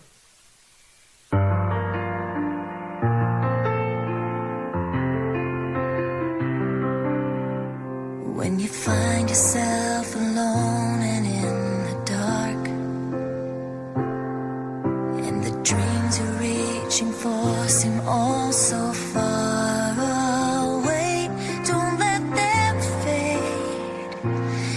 it's not too late.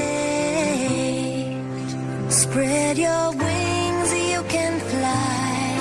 You can even touch the sky. You can reach the highest star, that's who you are. You've got everything it takes. You got the strength, you got the faith, and there is nothing you can't do. Awake the hero inside of you.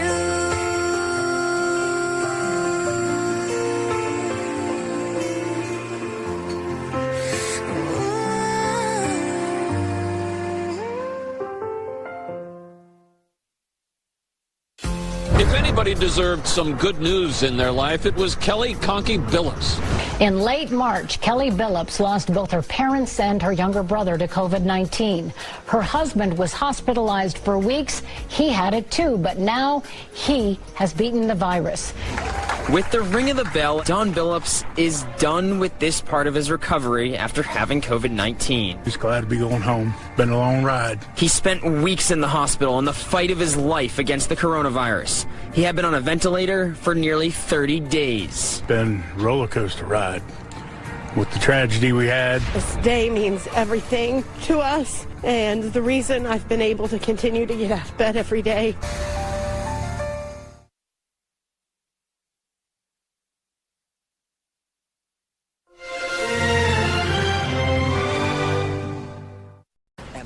Dr. Phil from our studio before the pandemic. They fear their son is a pedophile. Robbie told me he had sexual urges towards his siblings as well as other children. It made me feel nauseous. I felt that I had failed him as a father. The alarming phone call to her son. The thought of raping somebody makes you happy. Right. What happens? Do you think that you would try and hurt one again? There's a high risk. When he's released from treatment. If I do get out, there's more chance I have of doing it again. Did he have remorse? Did he have guilt about that? Today's going to be a changing day in your life. You've never had anybody working harder to bring you to the threshold of change than right now.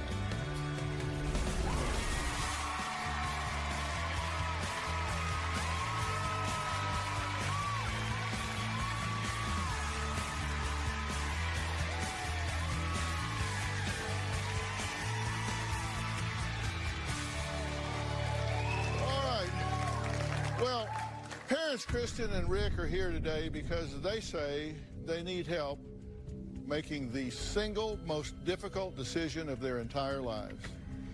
That decision, should they abandon their teenage son and let the state put him in foster care? Now, what would put a parent in that situation? Why are they being forced to make such a difficult decision? Well, because they fear their son Robbie is a pedophile.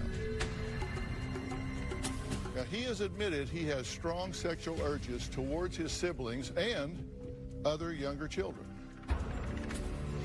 A little over a year ago, Robbie told me something that no mother wants to hear. That he had sexual urges towards his siblings as well as other children. He said that the only reason he hadn't offended them was because they were going to tell. But he also said that if he could offend them, he would force them to, and if it took it, he would tape their mouth shut and keep them quiet. I'm sorry, this is hard. When I heard Robbie say that, I felt scared, concerned, overwhelmed, and just terrified. I'm sorry. It was just such a shock that I didn't know how to deal with it. I was wondering where these urges came from. Why suddenly he would start feeling that way. We put a safety plan in place. That included installing locks on the kids' bedroom doors so that they could lock themselves in at night. Robbie was no longer allowed to be unsupervised. He was supervised 24/7 by either myself or my husband. Robbie was no longer allowed to hang out with his siblings nor any other children. There were many times I had to take Robbie to work with me so that he could be supervised during the daytime. I was doing everything I could to get him into that treatment facility. In spite of everything we put in place, we were faced with a new challenge, which was... Robbie came home from school, and he said that if we didn't get him help that day, that he was going to rape one of his siblings. He told me that despite there being locks on the doors, that he felt like he would find a way to get to them. I was blindsided with what he had said. We had no other choice than to remove him from the house. So we took him straight to the hospital. It was tough. It was very hard to make the decision to have to, what felt like, get rid of my son.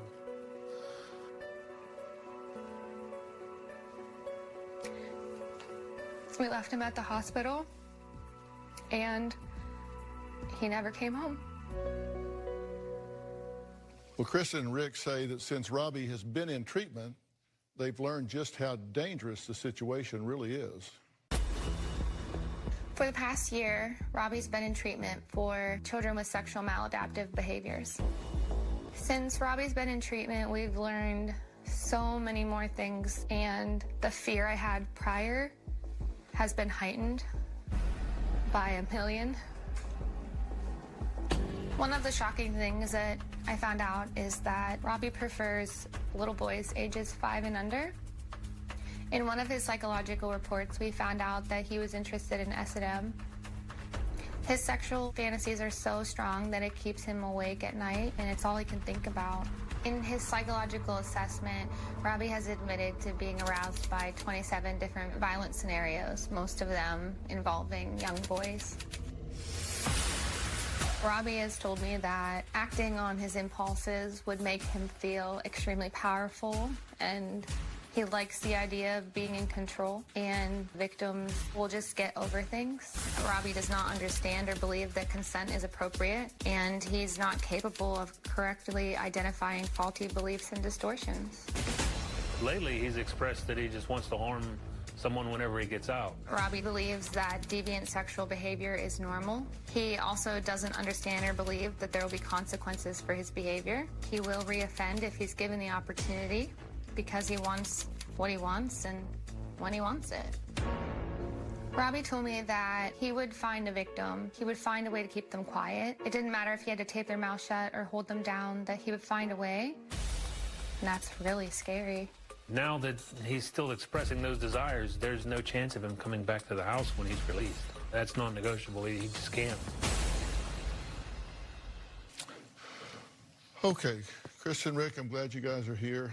I wish we were talking about something else, almost anything else, right? I mean, This is a tough situation. You said that it was really hard to say the words son and pedophile together, right? That's just not something a parent wants to say. It's quite terrifying to think that for so long we've sugarcoated it and said he's becoming a pedophile. But yesterday, for the first time, I said my son is. Right. That was hard. And how do you feel about it, Dad? I feel like I failed as a father. I just wish there was something different I could have done. Maybe I could have seen the cues earlier on to maybe find help sooner. I don't know. Mm-hmm. And have you two had a difficult time talking about this between yourselves? Yeah. Rick doesn't like to talk about it. Yeah, I would listen to Kristen talk about it often, but I didn't know how to process it myself, so it's hard for me to express any of it when I'm just having trouble processing. Okay. You're the stepmother here, but you regard him as your own child. You've been involved for 5 years. You got involved when he was 10, he's now 15. But it seems like you're more active in managing this than you are. He's mine. Well, he's yours as well. Yes. Are you in denial about this? I mean, yeah. For a while, I felt as if I was just trying to protect him from any harm that could come from it. But then it's like, he needs help. And I don't know how to do that. Yeah. But you do get that if you pretend this isn't the case, it's not going to go away. I know you know that at an intellectual level, but emotionally, I think you're having a hard time wrapping your head around that this is the reality. And let me be very clear about something here with the two of you. You're not here to get thrown under the bus. And you're saying that you kind of feel like you failed him as a father. People misunderstand this pedophile situation. This is not a psychological condition. This is a medical, neurological condition. So this isn't something that's been bad role modeling on your part or negligence on your part. I need you to be responsible here, but you are not to blame here. This is over your pay grade. This is not something that you can parent him out of. I just want to be clear about that. Now, Kristen and Rick say that while Robbie was in treatment, their greatest fears came true. We're going to talk about that after the break.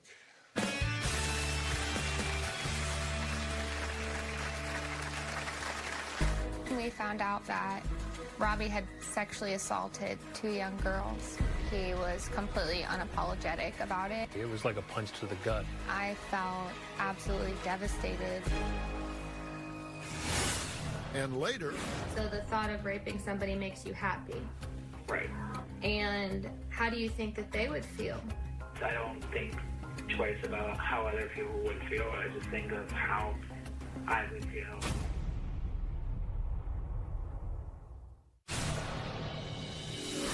Ever since coming into Robbie's life when he was around the age of 9, he's always had weird behavioral issues. I noticed early on was that Robbie always seemed overly affectionate towards his sisters. He was obsessed with giving them hugs goodnight and would get upset if he didn't get a hug. I always thought that that was so weird, so I put an end to that. I thought it was just one of the odd things that Robbie did.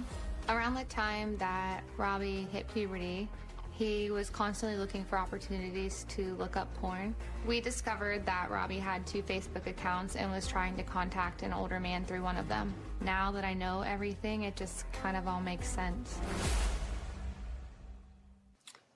Pedophile, molester, predator, all words that describe individuals who often prey upon and victimize children. Now, Kristen and Rick are worried their 15-year-old son is a pedophile. They say he has already confessed to sexually abusing 2 young victims. Right here in the assessment, it says that he was verbally threatening and he's used excessive physical aggression.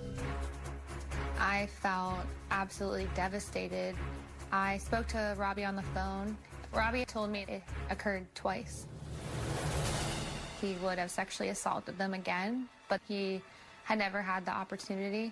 He was completely unapologetic about it, and he just didn't care. I was just so stunned. It was like a punch to the gut. It made me feel nauseous. I felt that I had failed him as a father. The evaluator believes that he's at a very high risk of reoffending. He desires to engage in violence, and he admits that he has little control over his sexual urges. The police have deemed Robbie a danger to the community. They plan to press charges against Robbie for aggravated indecent assault. Then he would be mandated by the state to go into a treatment facility potentially. If they do, I support whatever decision they make. I never thought in a million years I would ever be facing this situation. I am so exhausted. I don't even know what normal feels like anymore.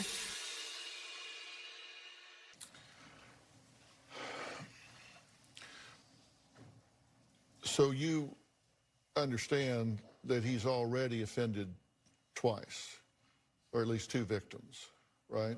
Yes. And understand 1 in 20 of these get reported. And some research says that molesters with pedophilia will have an average of 70 acts of molestation. So these are prolific offenders.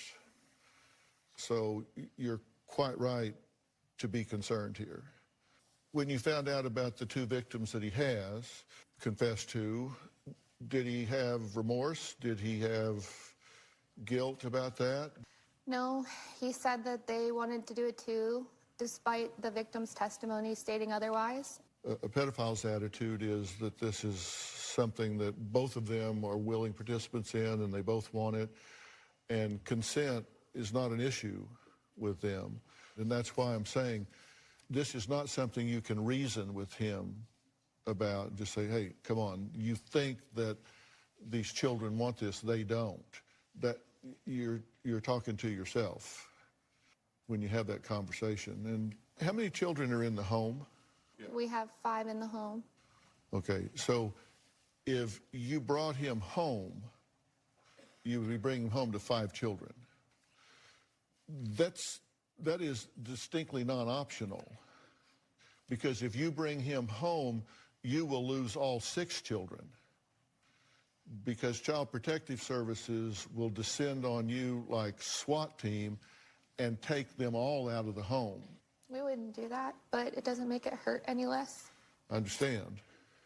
I also understand that sometimes you have to make choices, and it's not you're choosing 5 over 1, you're choosing 6 over none. Next, we're going to hear from Robbie. We're going to find out why he worries that being released back into the real world will fuel his fantasies and urges, making him a threat to strangers. That's after the break.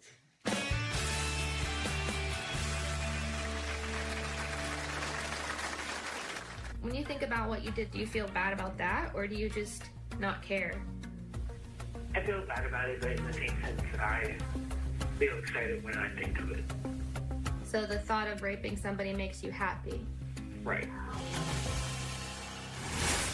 And later, do you have a theory as to what has triggered this in him?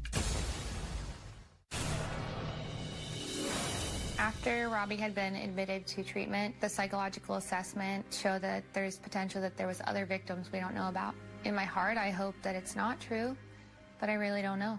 It could be a possibility. I definitely have concerns that he's hurt other people. You have to think about this question. As a parent, if you had to make a choice to protect some of your children by isolating them from one of your other children, would you have the strength to do that? Robbie is 15 and admits that he has sexual urges towards children as young as 5 years old. In fact, he stated a preference for little boys 5 years and younger. He is weeks away from being discharged from treatment and admits that he is still a danger. Hey, Mom.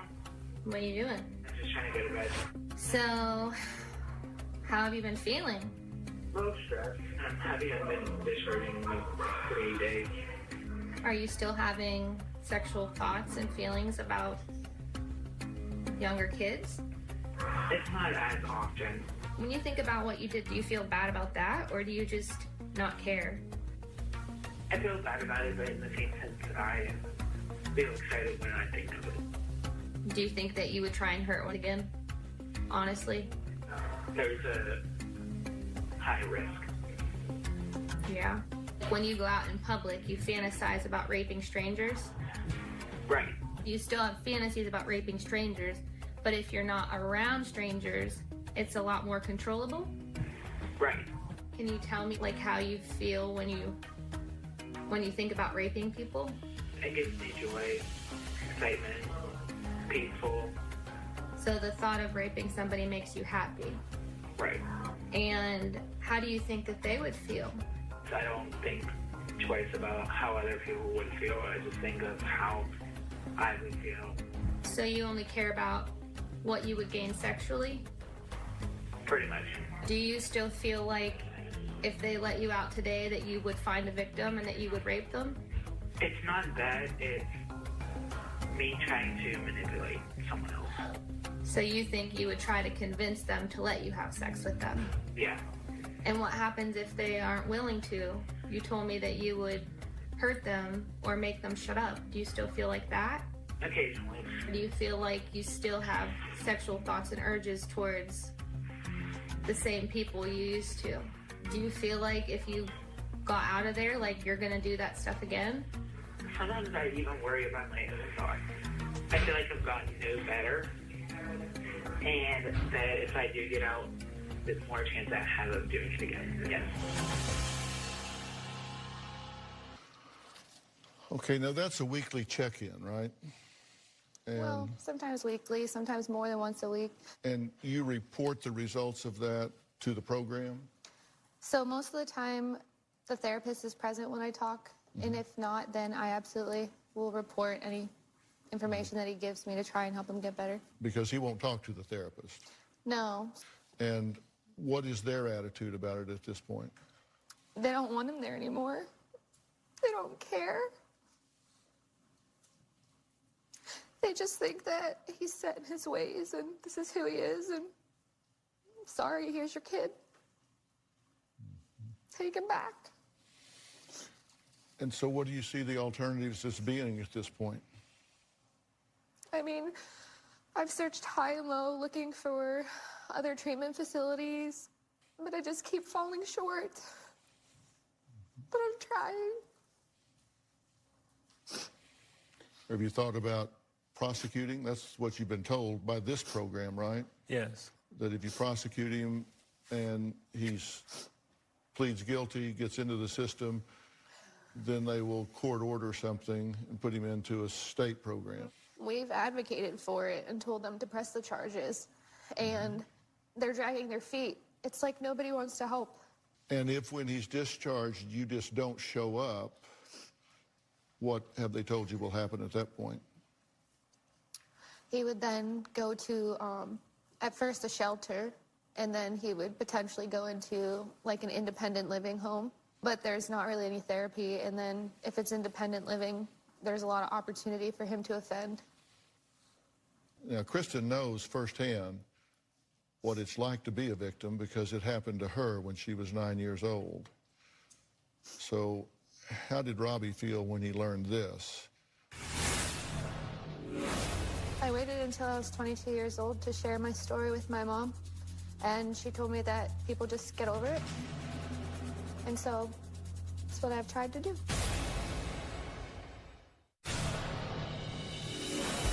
I know how much Robbie's actions will affect his victims because I've experienced that myself. When I was in 4th grade, I experienced being molested.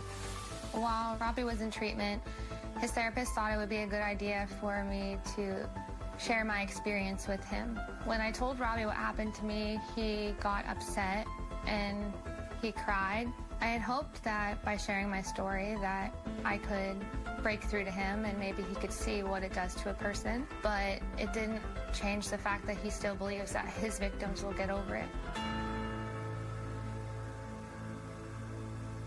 Kristen says she knows what her stepson Robbie's victims endured because she was also abused as a child.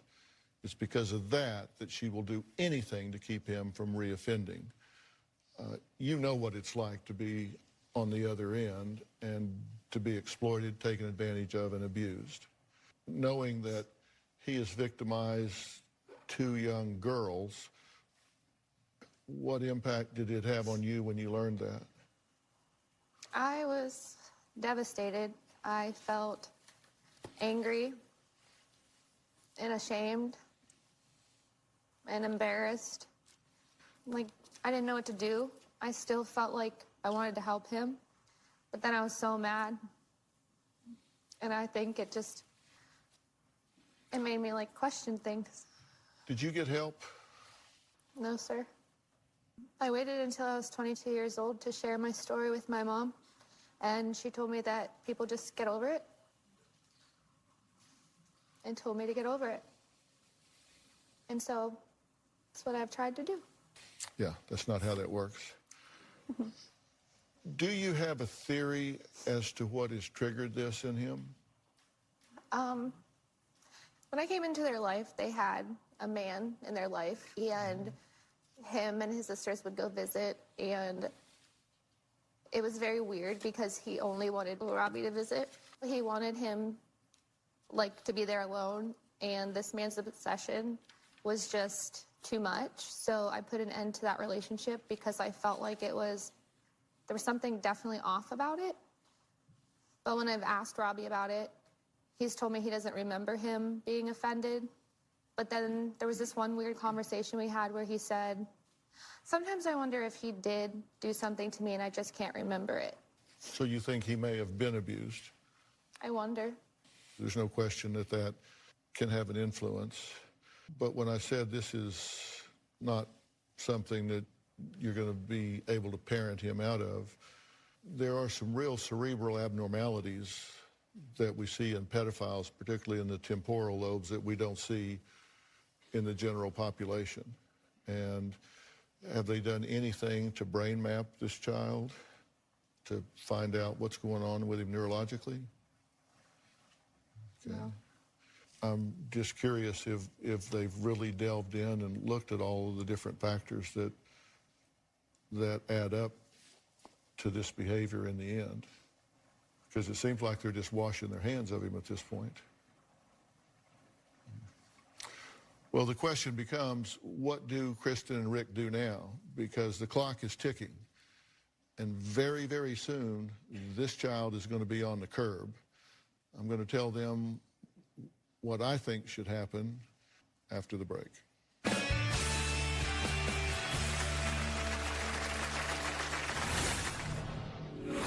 This attitude that, well, if you've been molested, you're going to be a molester, that's easy to say, but there's just a whole hell of a lot more to it than that. And to give up on this child at 15 is just absurd.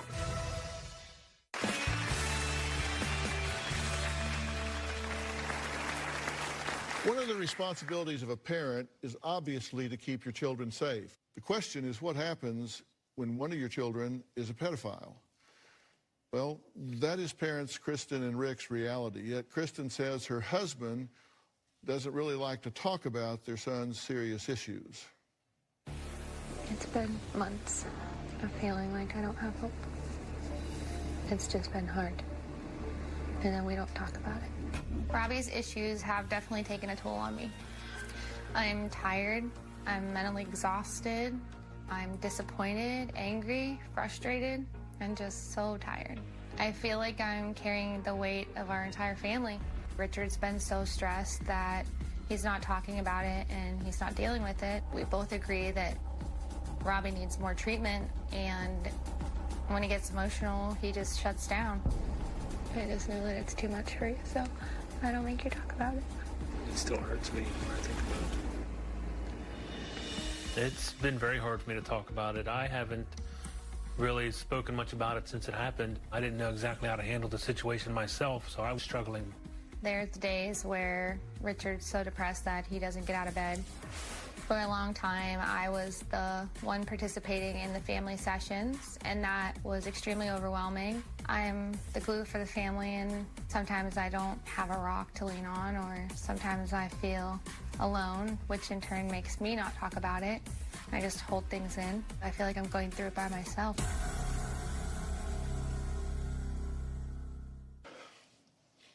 But you're going to plug into this now, right?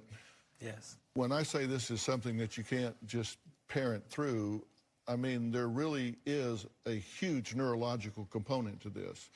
And that means that if you look at the brains of a pedophile versus the brains of the general population, they are distinctly different. We don't know what's going on in his brain at this point. This attitude that, well, if you've been molested, you're going to be a molester, is just, that's easy to say, but there's just a whole hell of a lot more to it than that. And to give up on this child at 15 is just absurd. I just am not prepared to do that, even almost. I want to add someone to our conversation, and this is Dr. Daniel Sanderson, who is the clinical director for Star Guides Wilderness Therapy, which is a program that works exclusively with adolescents experiencing compulsive sexual behavior problems. So, Dr. Sanderson, thank you so much for being here. It's great to be here. Thank you, Phil. What do you hear going on with Robbie that these parents need to understand? You know, I'm hearing a lot of things, and obviously brings up a lot of questions for me as well. But I agree with you, Phil, when you're saying, let's don't give up on this kid yet. He's 15, okay? I suspect that we're probably talking about early developmental trauma here. There are likely neurological pathways that neurobiology has not yet actually been developed. Those pathways have not been developed, and they haven't had a chance to be developed because Robbie is stuck in this spot where he needs that power and control. That seems to be that amazing theme that keeps coming through all of this. That's the piece that needs to get disrupted. And at the same time, Robbie needs an opportunity in an environment that can keep him away from that part that's been, hyper stimulating for him, that will give him an ability to think with a clear brain, to kind of get into spot of sobriety, which I don't think is happening in his current treatment environment. So obviously an out-of-door wilderness environment would be perfect for that kind of a trial, to see if we can't get him in that spot where we can disrupt this hypersexualized pattern and also give him an opportunity to begin developing a sense of himself that's not just based on his sexuality. The fact of the matter is, if you follow their protocol, the level at which these kids reoffend is surprisingly low.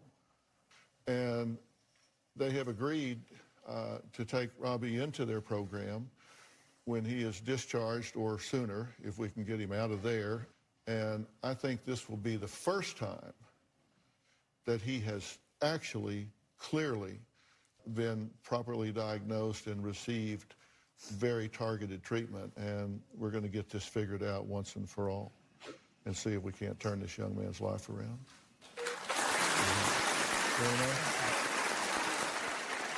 Okay, next, a four-legged hero that has dedicated her life to keeping her community safe and drug-free. That's after the break.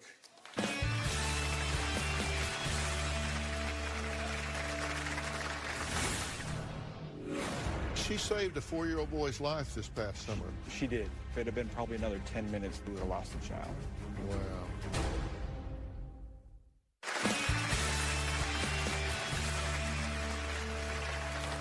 Well, I've been dedicated to sharing the stories of our brave first responders in a series that I call Behind the Badge. Today is no different. Yara is a canine officer who has not only taken over $8 million in drugs off the streets, but also made headlines after she saved a 4-year-old boy's life. Now, before we meet this remarkable four-legged hero, give a warm welcome to Yara's partner from the Sweetwater County Sheriff's Office in Wyoming, Deputy Derek Morrell.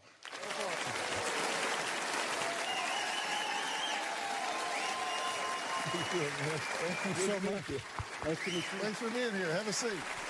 You work with the canine, Yara, and Yara is dual-purposed, right? Dual-purpose.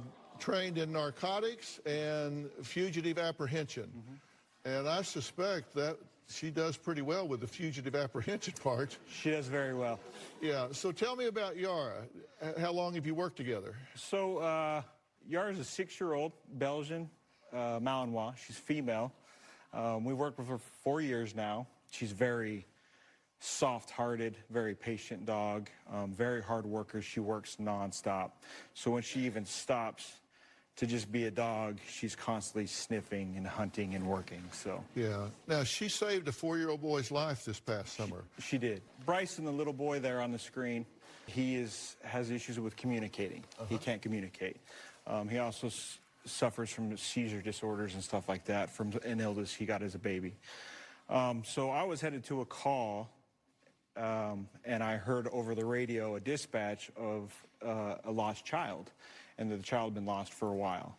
And once I had heard that, it was 4-year-old, it's kind of everybody, all hands on deck, when you're missing a child. Right. So one of the local cops asked, would you be interested in doing a track? And I was like, well, I don't know, because there's been so many people that's walked around. So I don't know how that will go, because they're trained to go off of fresh human odor. So when you have so many people walking, she doesn't know which odor to go after. But then I just kind of thought about the training that I was given, and the instructors stressed, trust your dog, trust your dog, trust your dog. And so I thought, it's not going to hurt to bring her out. And then as we were walking along down the street, she suddenly started to pull me like I was on a boat being pulled by skis. I could not stop her. She was pulling so hard. And she pulled and pulled and pulled me around a city block, went up an alleyway. She went straight up to this pure black tinted window car, jumps on the driver's side door and starts staring inside. and she turned and looked back at me. And I was thinking, oh no, she just scratched this car up, and now I gotta answer to the sheriff that now we gotta pay for a paint job. And so when I went up to the car to pull her off, I just saw this kid folded up underneath the gas and brake pedal on the floorboard of the car, and just pure red face, sweat beating down. What was the temperature in the car? Around 140 degrees. Wow. And the kid, as far as we can gather, was in the car for anywhere around 43 to 45 minutes. Wow. So the medical staff had mentioned that if it had been probably another 10 minutes, the child wouldn't have been conscious, and most likely we would have lost the child. Wow. And she found that child? She found that child within 6 minutes when we had been searching for a long time. Well, we're going to take a break, and when we come back, we're going to meet Yara. Well, I've been speaking with Deputy Derek Morrell from the Sweetwater County Sheriff's Office in Wyoming about his amazing canine partner, Yara. But I think it's about time we meet this special police officer, and we're going to see Yara work. Now, she's a drug dog, so if any of you, I'm just saying.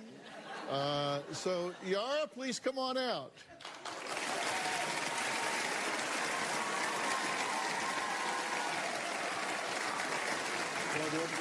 Yeah. Escorting Yara is Sheriff John Grossnickel. Sheriff, how are you, sir? Nice to meet you. Good to meet you. Come here, pup. How are you? Hey, hey, can I pet her? Oh, yeah, absolutely. Okay, I just want to be sure She's that... a big lover. Okay, how you doing, pup? How you doing, pup? So earlier this morning, Deputy Morrell hid a filter with the scent of heroin on this stage. So you put drugs on my stage, huh? It's actually not drugs. What we brought is a training aid that's filter, and what it is it's the equivalency of somebody touching one of their narcotics and then touching just the door handle of a vehicle, or just touching a vehicle, or touching your bag or something like that. Y'all hear that? See if we can find it.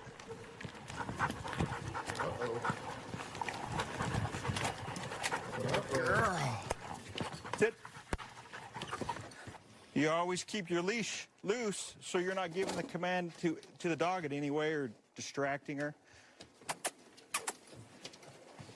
And you guys have been back here. Has anybody seen or smelled any drugs? Not since we were back here. Man, she is everywhere. Yes, very thorough. She doesn't care that there's food. She doesn't care that there's people around.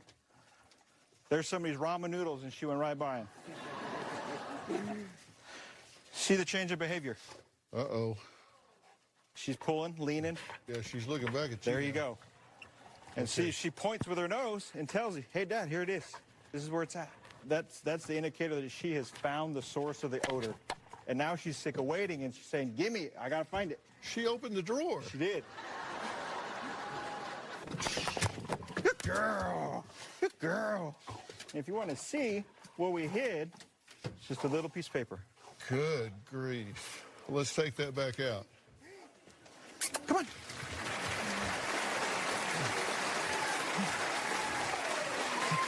Girl. That is amazing and impressive. These dogs are just a tool that are invaluable to agencies like us. She is my nearest partner, and she is a button away if somebody tries to attack me. And it's nice to have that partner with me constantly. And she's trained to risk her life without hesitation. Without hesitation. This is a perfect example of why we started Behind the Badge, and we thank you, sir, for your service. No, we thank you. Thank you so much. And we thank you for your service.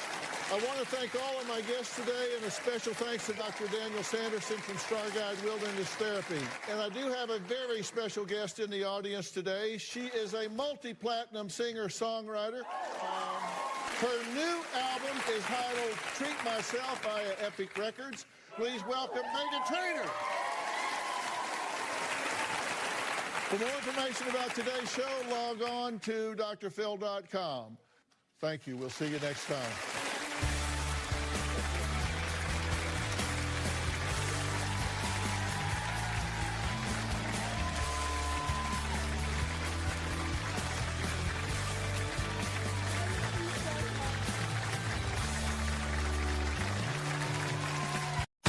all-new Dr. Phil from our studio before the pandemic. My dad is a pathological liar, and it's hard to believe anything that he says. Dad's been living a double life. They all say their dad is not a lawyer, not a pilot, but an out-of-work mooch who has been lying for years. You say you began telling lies in 2019, but you were having an affair in 2007. I did have that. Oh, there was that. Does he expect y'all to cover him and his lies? He kind of did. And has an excuse for everything. They changed the medication that I was taking. So the devil made you do it? The devil and me, but a little bit of both, Dr. Phil. Have I lied recently? I'm scooting away because if lightning strikes, come on, man, I'm trying to help you out here. Today's going to be a changing day in your life. You've never had anybody working harder to bring you to the threshold of change than right now.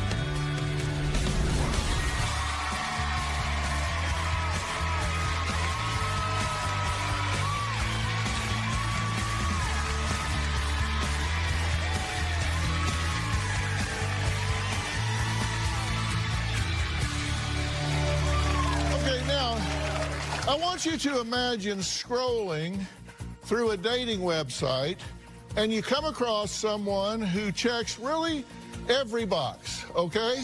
He looks successful in his business suit. Profession? Lawyer.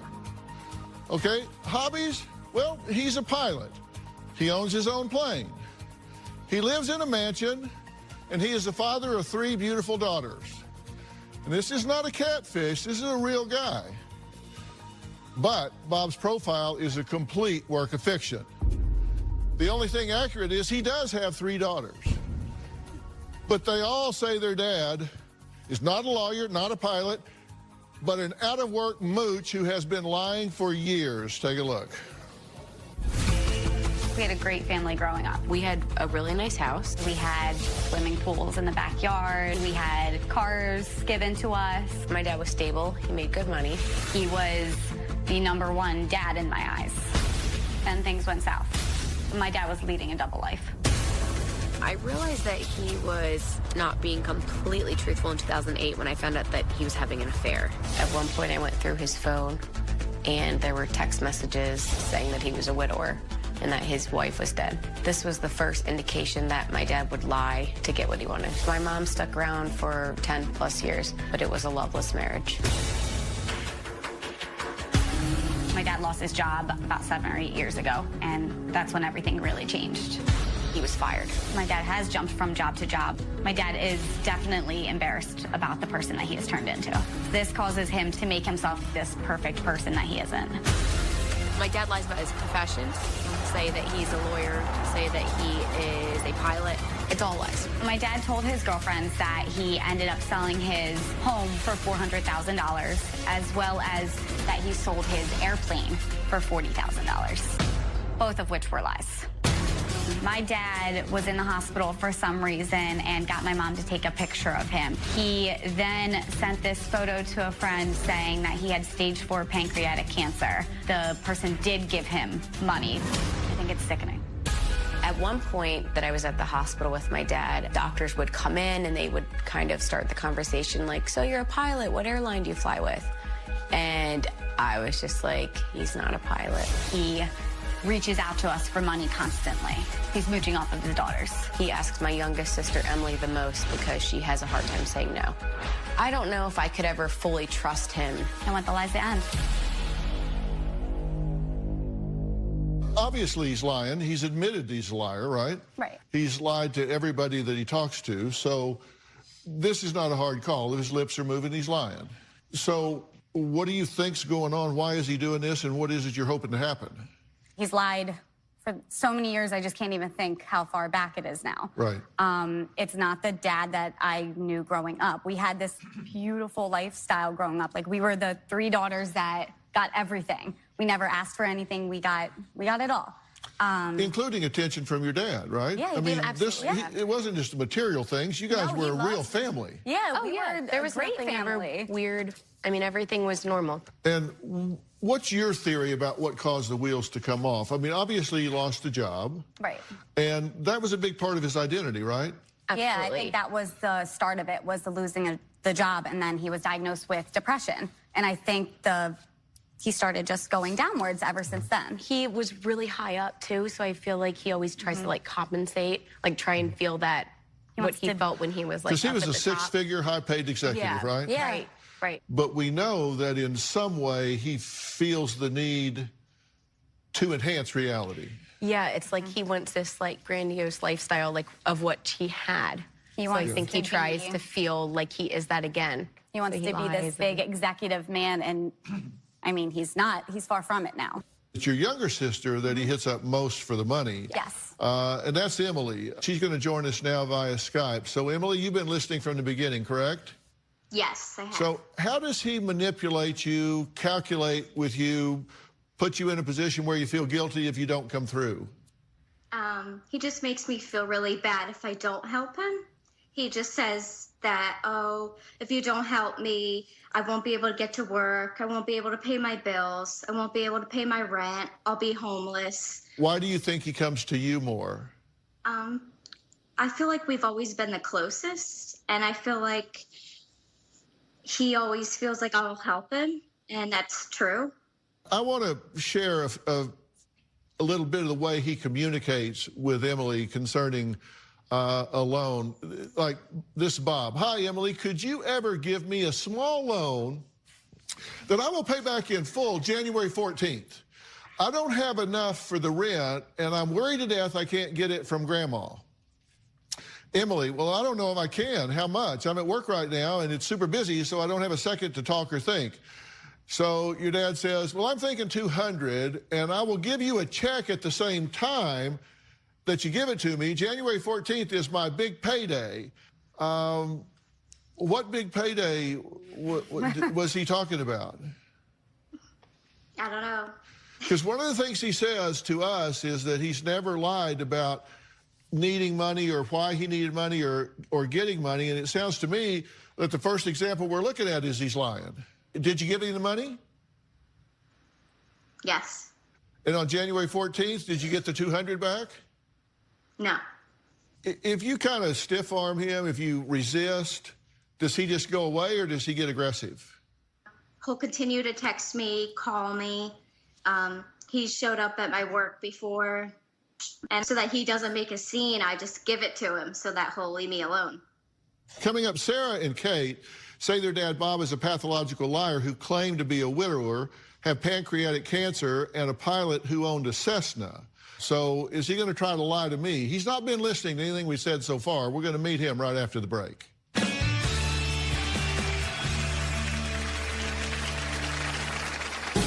I did cheat on my wife. It was totally living a double life. I was constantly lying. I lost my big job. I lost the big house. My life right now is scattered. And later, I very seldom have people come here to just let me know how well things are going. Right. Just say, Dr. Phil was in town, want to stop by and just let you know how well my life is going. I want it to be well. I want, like Kate said. Then quit lying. Have I lied recently? You guys know me better than anybody. I'm scooting away because if lightning strikes, I don't want to be... Come on.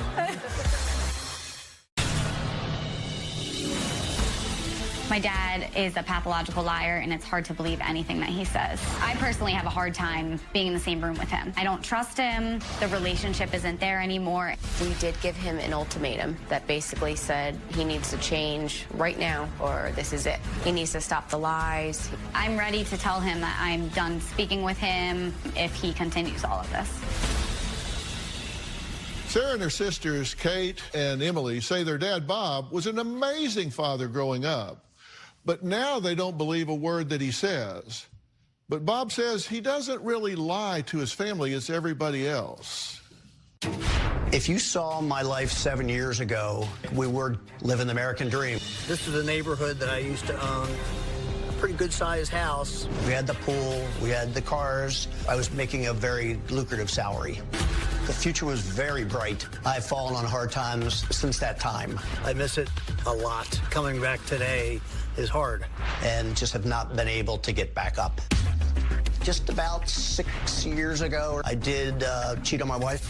That affair lasted just about 2 years. It was totally living a double life. I was constantly lying about where I had to go. It was the beginning of the end of our relationship. And we finally separated a year ago, and I moved out.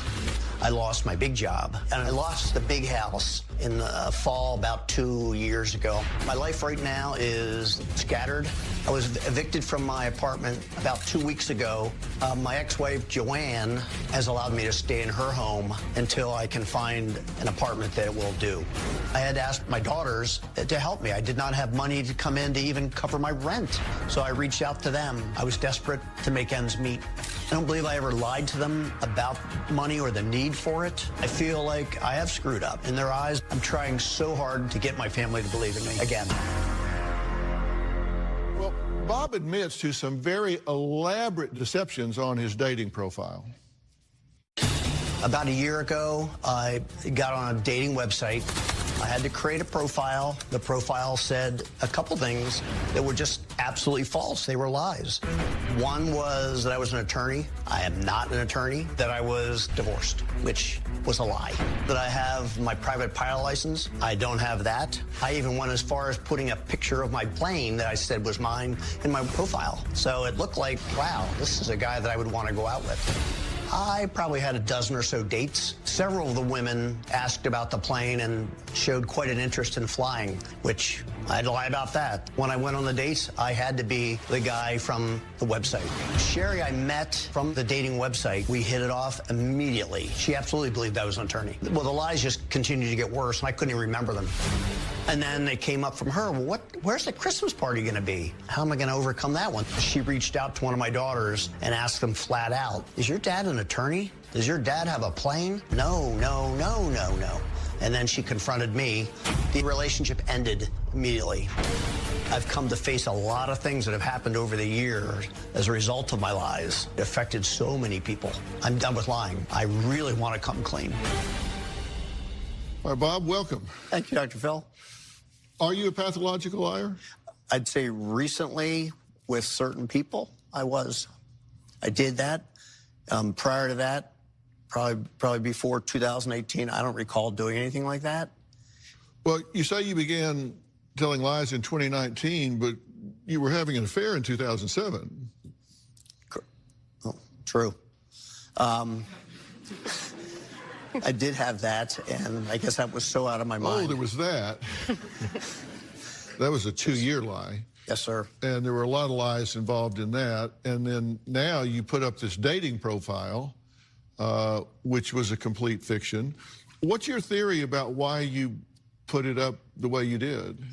In about 2017, 2018, they changed the medication that I was taking because I got labeled at that point as being bipolar hypomania.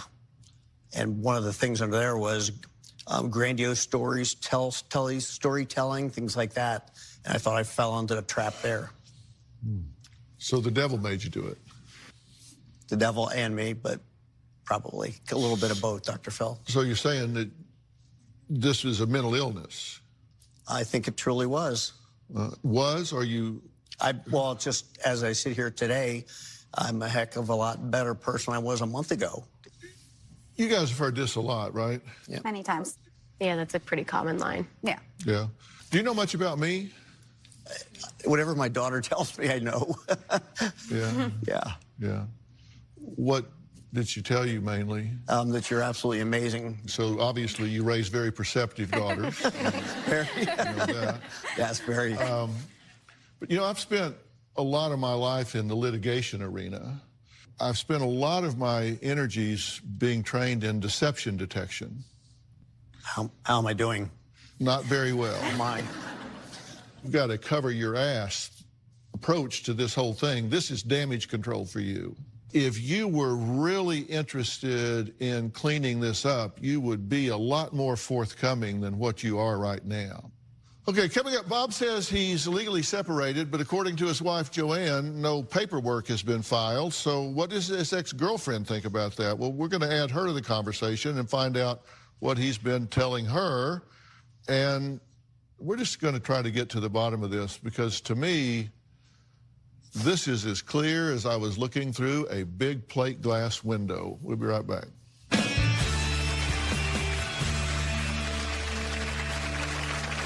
Bob wanted to maintain the impression that he was an attorney. Bob would actually put a suit and tie on and walk out the front door in the morning.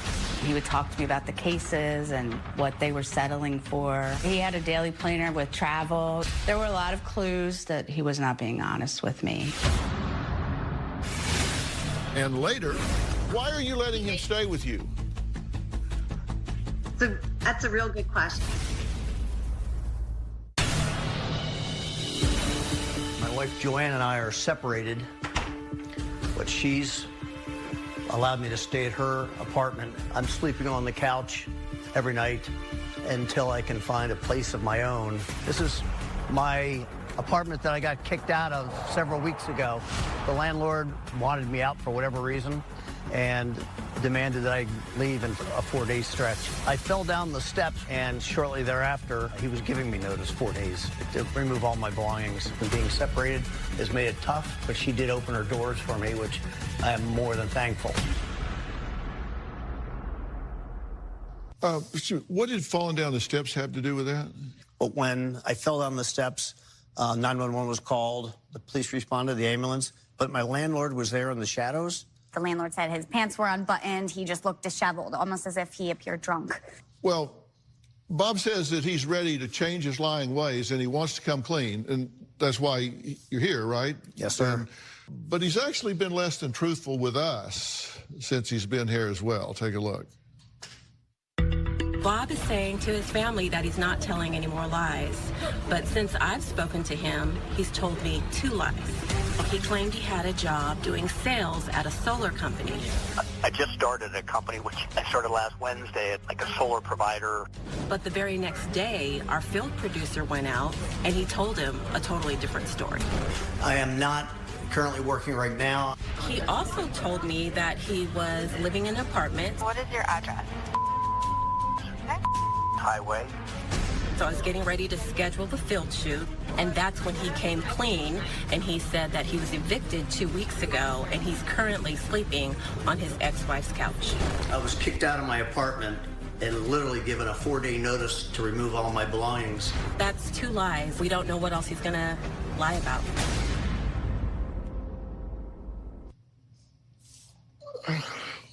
What's the point?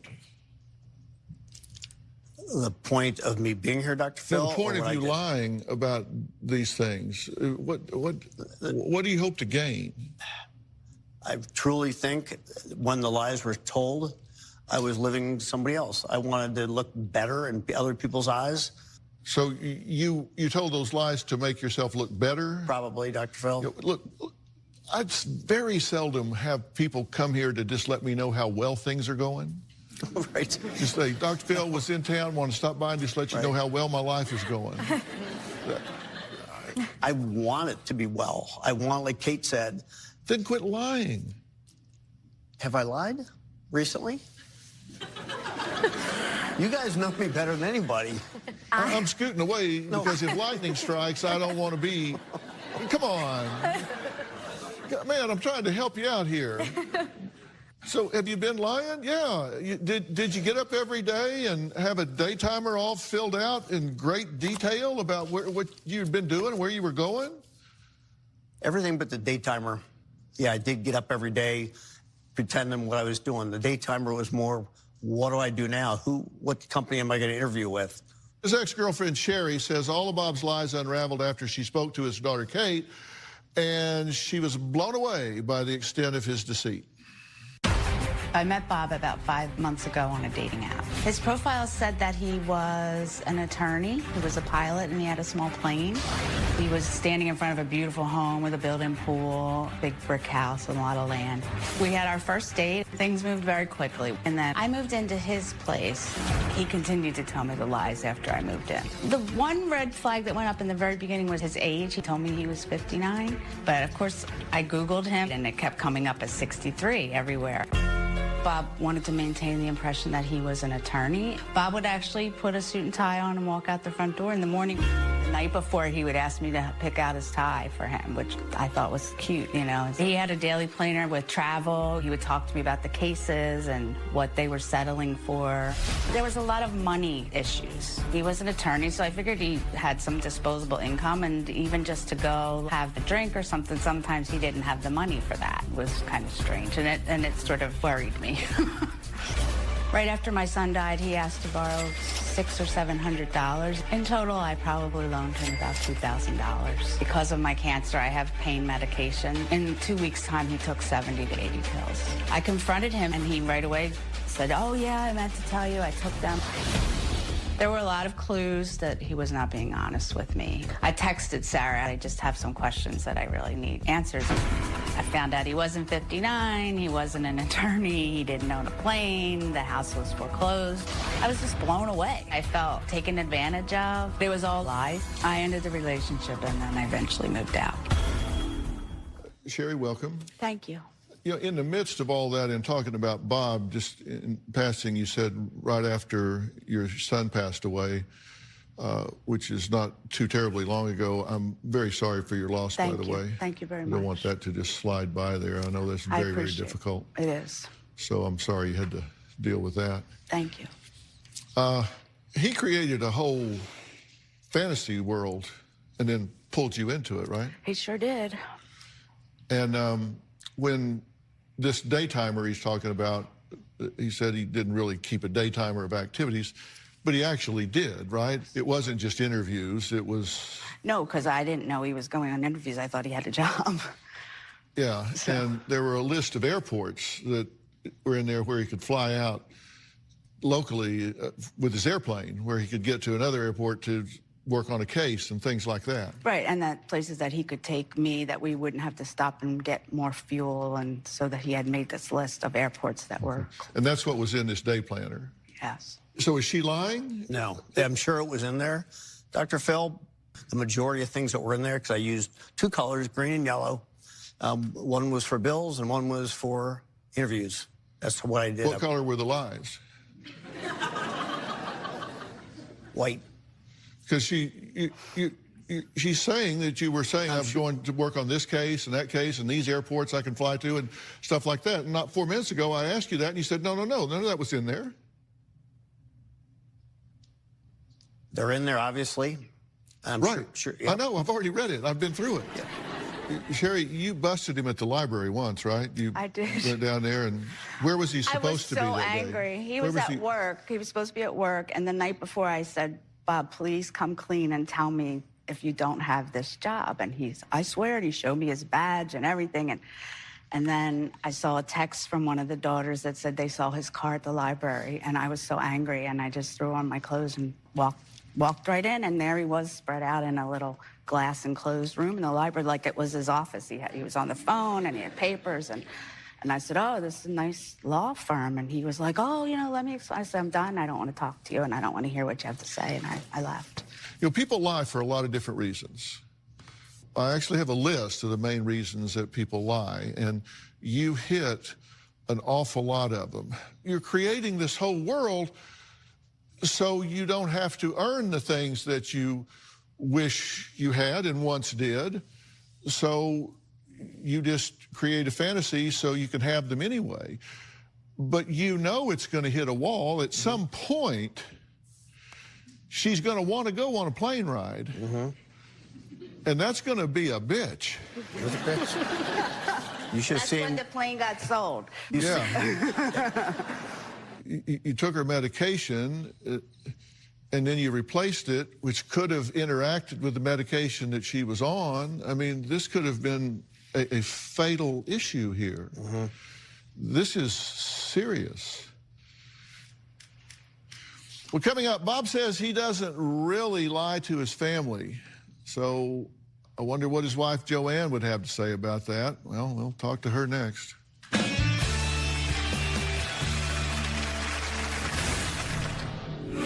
He always has an excuse for everything. He always has a reason for everything. And he's very, very believable. Really? I'm going to have to disagree with you on that one. I received a text from my ex-girlfriend, Sherry. How you've hurt me is inexcusable, and I wouldn't wish this emotional turmoil on my worst enemy. While we were going out, I treated her quite well, but I was lying. I lost a big one, and she told me many times that I lost a very good one. That's a tough one to get over. Well, Sarah Kate and Emily say their dad, Bob, is just a liar. He just will not tell the truth, and they've reached a breaking point with all of his false promises. His ex-girlfriend, Sherry, really took the brunt of Bob's most elaborate lies, including the fact that he was a pilot and a lawyer, and Bob is still legally married to Joanne. She says that he tells people he's divorced, but really, she no longer cares what he does. She's going to join us now via Skype. Thank you so much for joining us. What do you think's going on here? Bob has so many different issues. There's always something going on with Bob, always. He always has an excuse for everything. He always has a reason for everything, and he's very, very believable. Really? I'm going to have to disagree with you on that one. But why are you letting him stay with you? That's a real good question. He was evicted with very short notice. It's a family member that you would never want to see out on the streets ever. No, I understand what you're saying. Emotional. It's upsetting.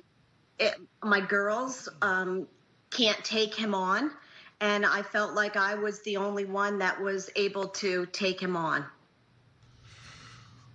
Well, would y'all all like to know what I think? Yes. Yes, most definitely. I think you got really lazy. I think you had a great job. You worked real hard to get there, and you had this six-figure executive position, and that's a long way to fall. And I get that. And I think you have sold yourself way short here. And I think you've taken a lazy, easy way that turned out to be a lot harder to maintain than a job. But the question is, what do you do now? What do you do with your life now when you have violated confidence? You've created a confidence crisis with everybody. Nobody knows whether to believe you or not. And if they're going to choose, they're going to choose not to believe you because you give them example after example after example. What do you do? How do you get back? I'm going to tell him exactly what I think when we come back.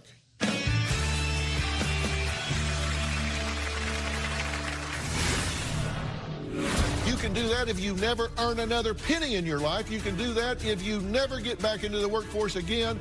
You can do that if you live under a bridge for the rest of your life. You can have the number one thing you want, most important above everything else in the world. You can have that beginning today, right here, if you will do it.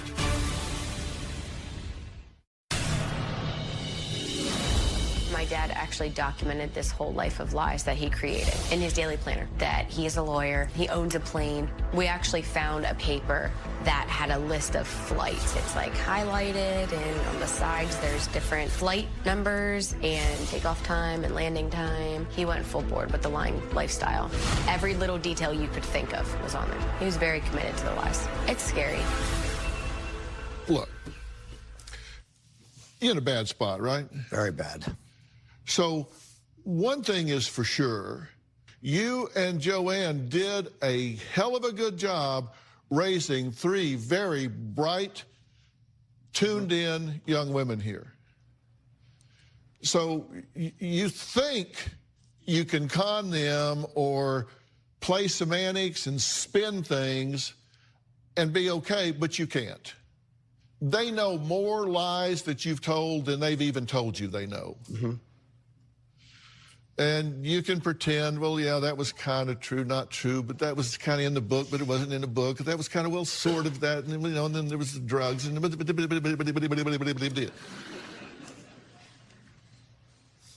nobody's confused about that but you. Everybody else knows reality when they see it. They got a yardstick that measures, and they know the truth. You got to be willing to be transparent. Fully transparent. When you have lied to everybody, you've lied to her, you've lied to her, you've lied to her, you've lied to her, you've lied to her. And so the only way you're ever going to restore your relationship with them is to be fully transparent. That means they're going to be fact-checking everything you say, everything you do for a long, long time. Between now and the end of your life, if you were going to restore everything that you valued, what would be at the top of your list? My family. Exactly. You would want to heal and repair the relationships with the people that you love and care about, correct? Correct. That would be your number one thing. You can do that if you never work another day in your life. You can do that if you never earn another penny in your life. You can do that if you never get back into the workforce again. You can do that if you live under a bridge for the rest of your life. You can have the number one thing you want, most important above everything else in the world. You can have that beginning today, right here, if you will do it. And I will tell you how right after the break.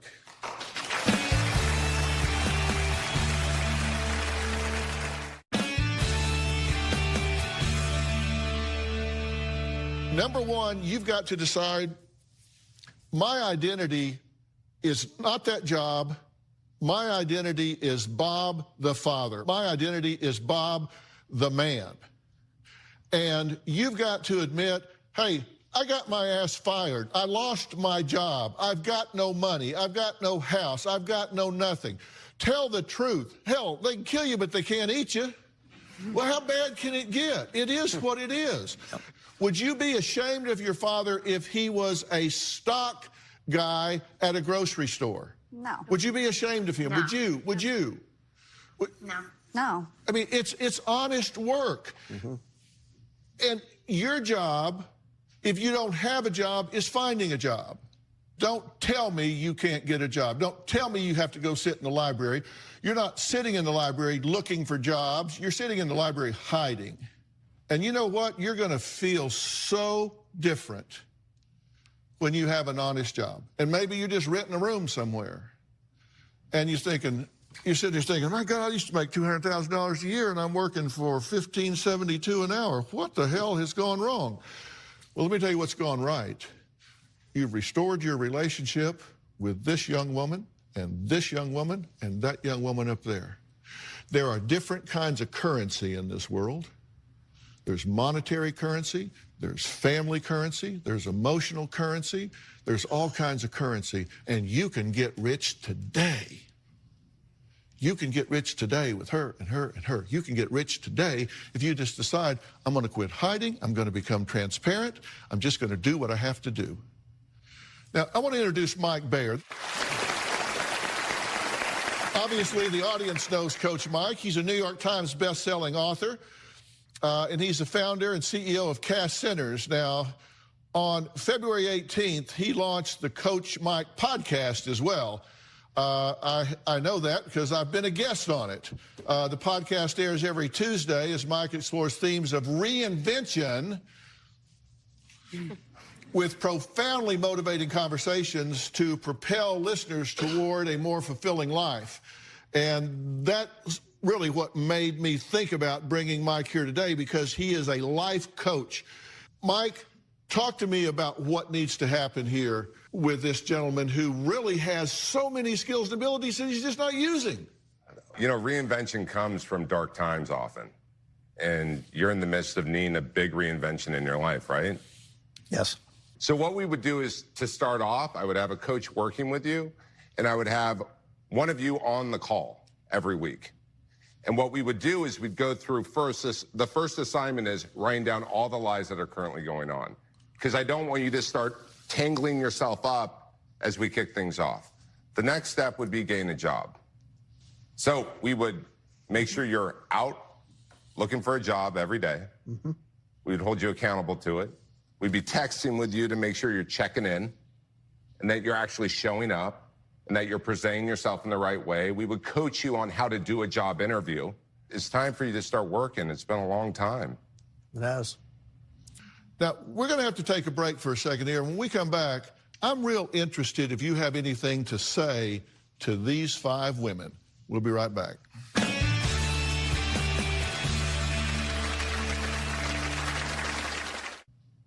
Well, I'm here with Bob, and he has 5 women in his life, and every one of them has the reason, the right, the justification to turn their back on him and walk smooth away. But they're all here. Even his ex-wife, who he cheated on, is giving him a roof. They're all here, which means you have people that still care about you. Yep. I'm so sorry. And thank you again for hanging in there. I will not let you down. I will not. And you understand that there are 7 of us here now, these 5, and then the 2 of us. Right. And none of the 7 of us are going to believe a damn word you say until we check it out. That's fine. And you want us to. I want, and that'll help my transparency. Look at them all. What I say will be the truth.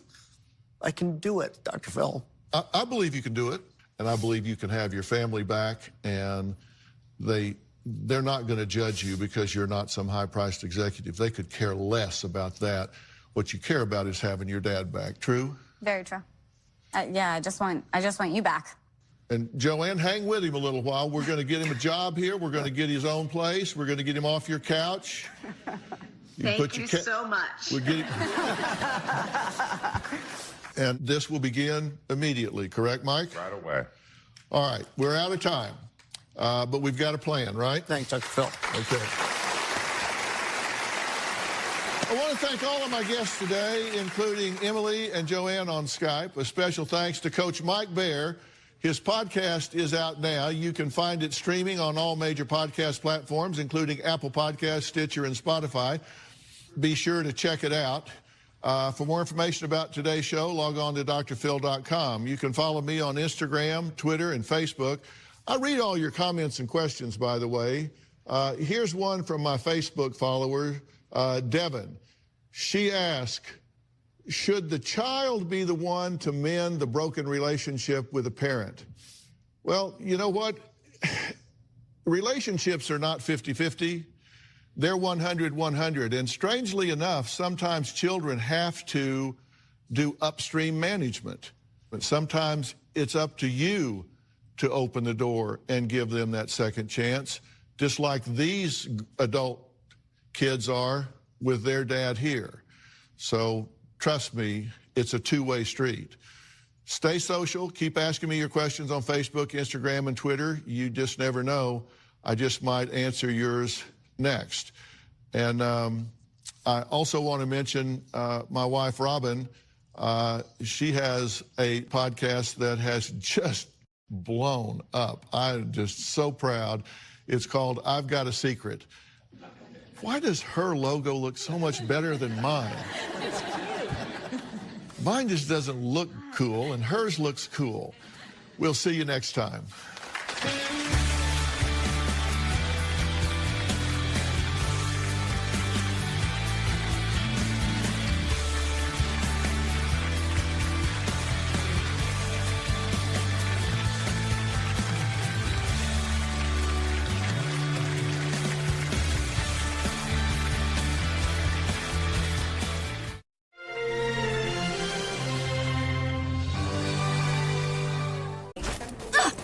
Cái gì vậy? Nói gì đây?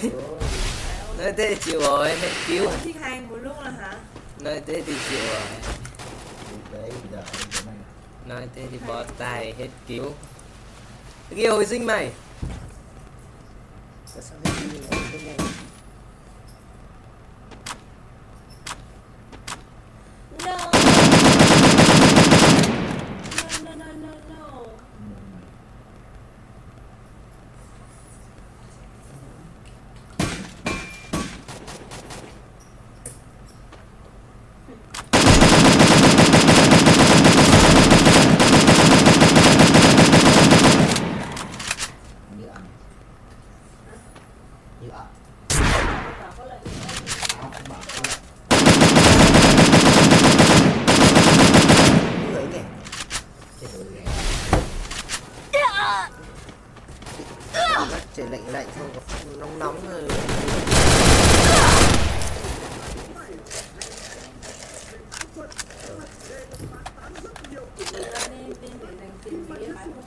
Táo quân năm nay nó sẽ nói về vấn đề gì nhỉ?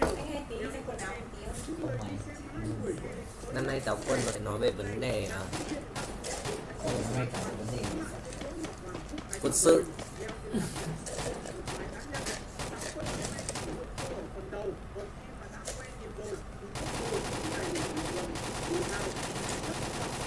Quân phải quay từ bao giờ nhỉ? Quay rồi. Chiếu rồi. Nó phải quay rồi. Quay trong đó mấy triệu một vé. Quay rồi mà. Đi xem Táo quân là mấy triệu một vé. Đặt thêm. Quay rồi mà, nó không quay mấy hôm trước, 2 hôm trước. Cái này quay xong một phát lại mà 3 triệu một vé. Quay xong một phát lại 2-3 triệu một vé.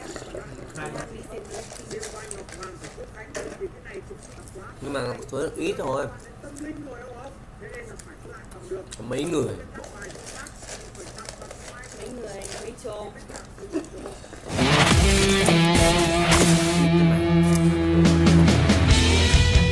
Đấy, nó quay đi quay lại mấy lần cái gương mặt đấy thì có thể quái rồi.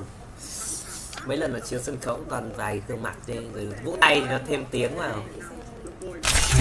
Toàn người nhà của rất đa số toàn người nhà của Giống như toàn người fan mà là của diễn viên rồi chứ có ai được. Bọn đấy nó lại được vé free luôn đấy chứ. Chắc nó lại bắt lại cái đấy thôi.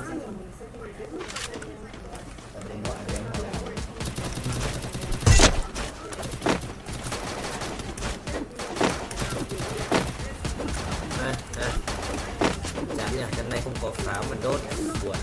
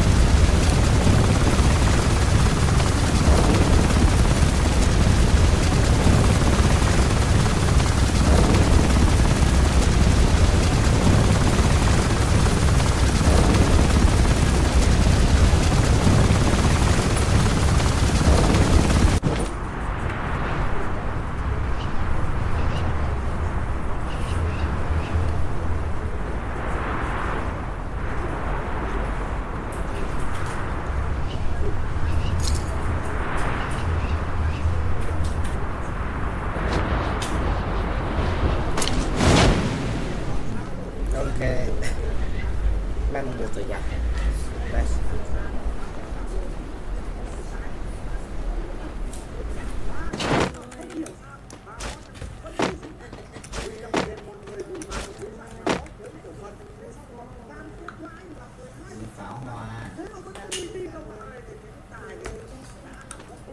Ok. Đang đi bảo cái gì nhỉ?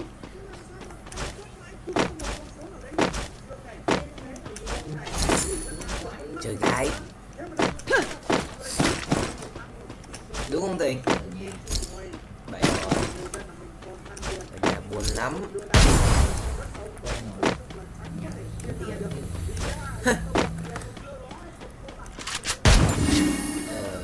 Nên Thịnh là người đi chơi với Hương, mình sẽ bảo anh ở nhà cắt bức video đã.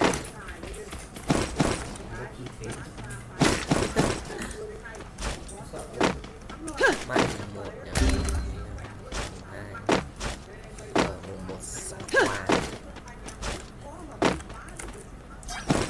Ôi thôi.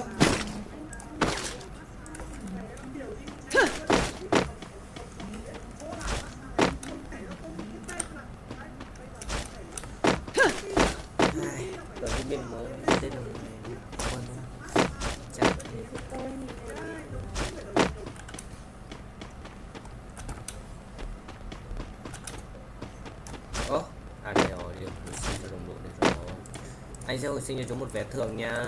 Cảm ơn anh nhé, anh xin tiếp một lần nữa.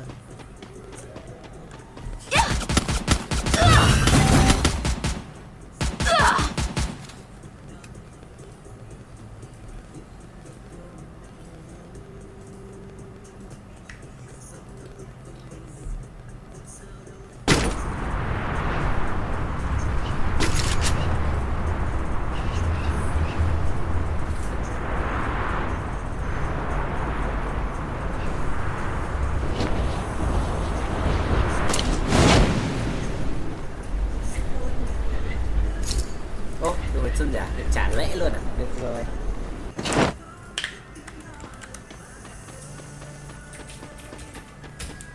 Còn một cái đơn giày thôi.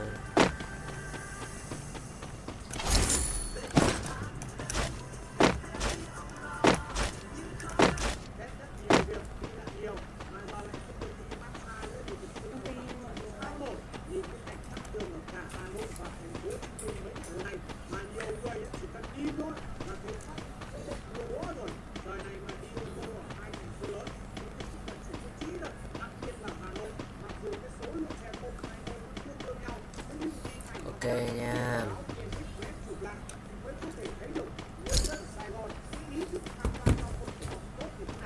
Vậy sao?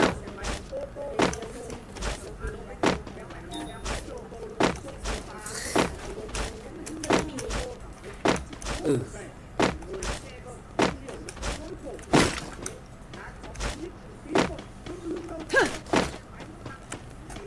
9 giờ sáng bắt đầu ra nhà xe tắc phết.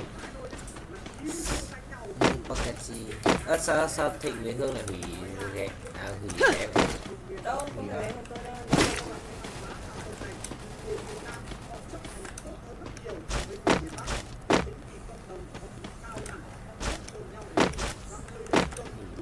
Chi về quê không phải sướng hơn à?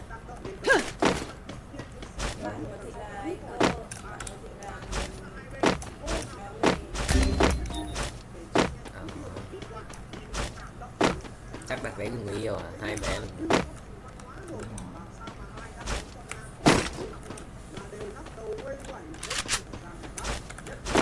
xinh không? Có người yêu chưa? Quạt tôi chưa xem hình. Qua nhìn qua hình thôi không để ý. Thế con rồi hả? Hay là không quen? Ok nè. Ui, ba bạch.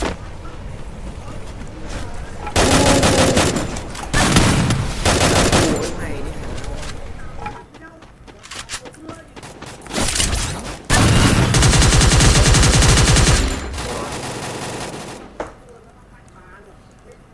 Điện mỏi. Sorry. Không. Đeo. Hay là đeo.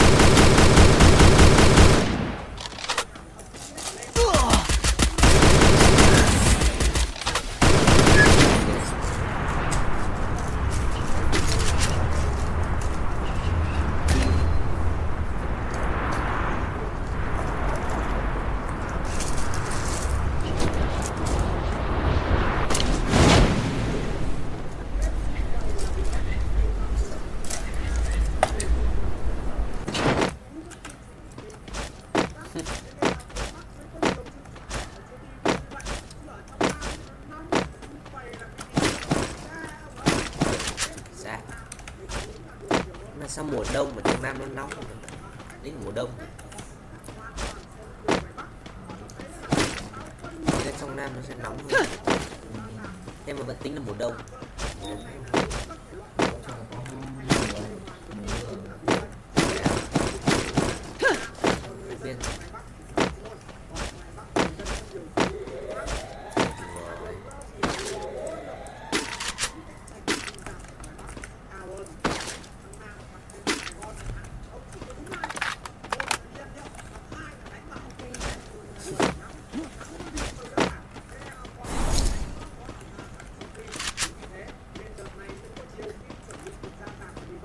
Ôi vậy, hôm qua tôi ngồi tôi cày Spy Family xem cũng hay phết. Phần 2 về sau khúc giọng của Tết.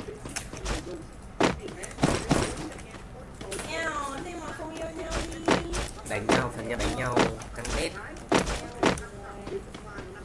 Và sao nó sắp ra rạp.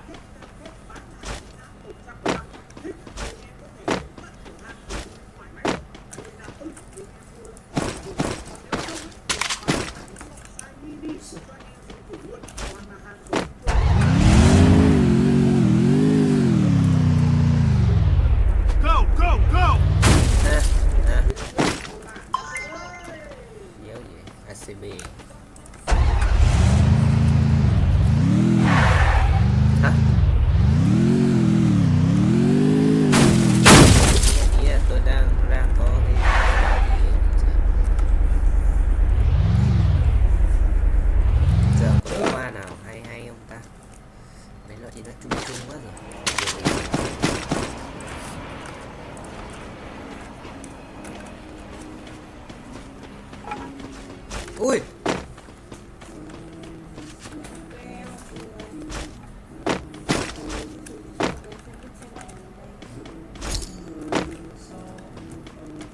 Cả 47 súng ngắn.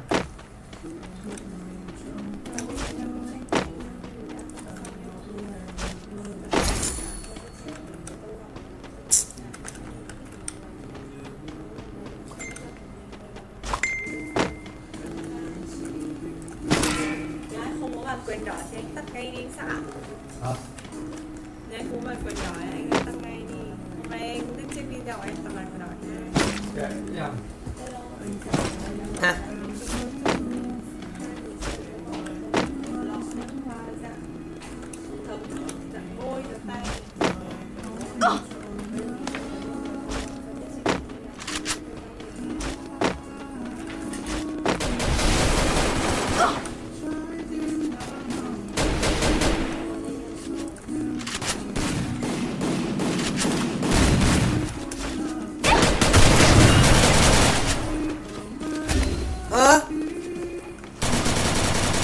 Ủa sao ở đây mình vẫn bị dính đam?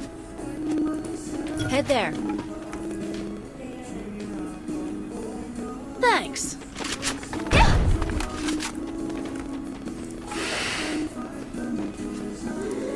Enemy spot.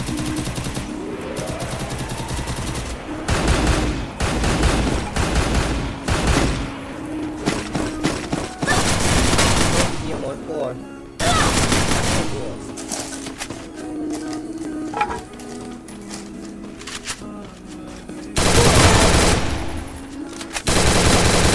Quadra kill!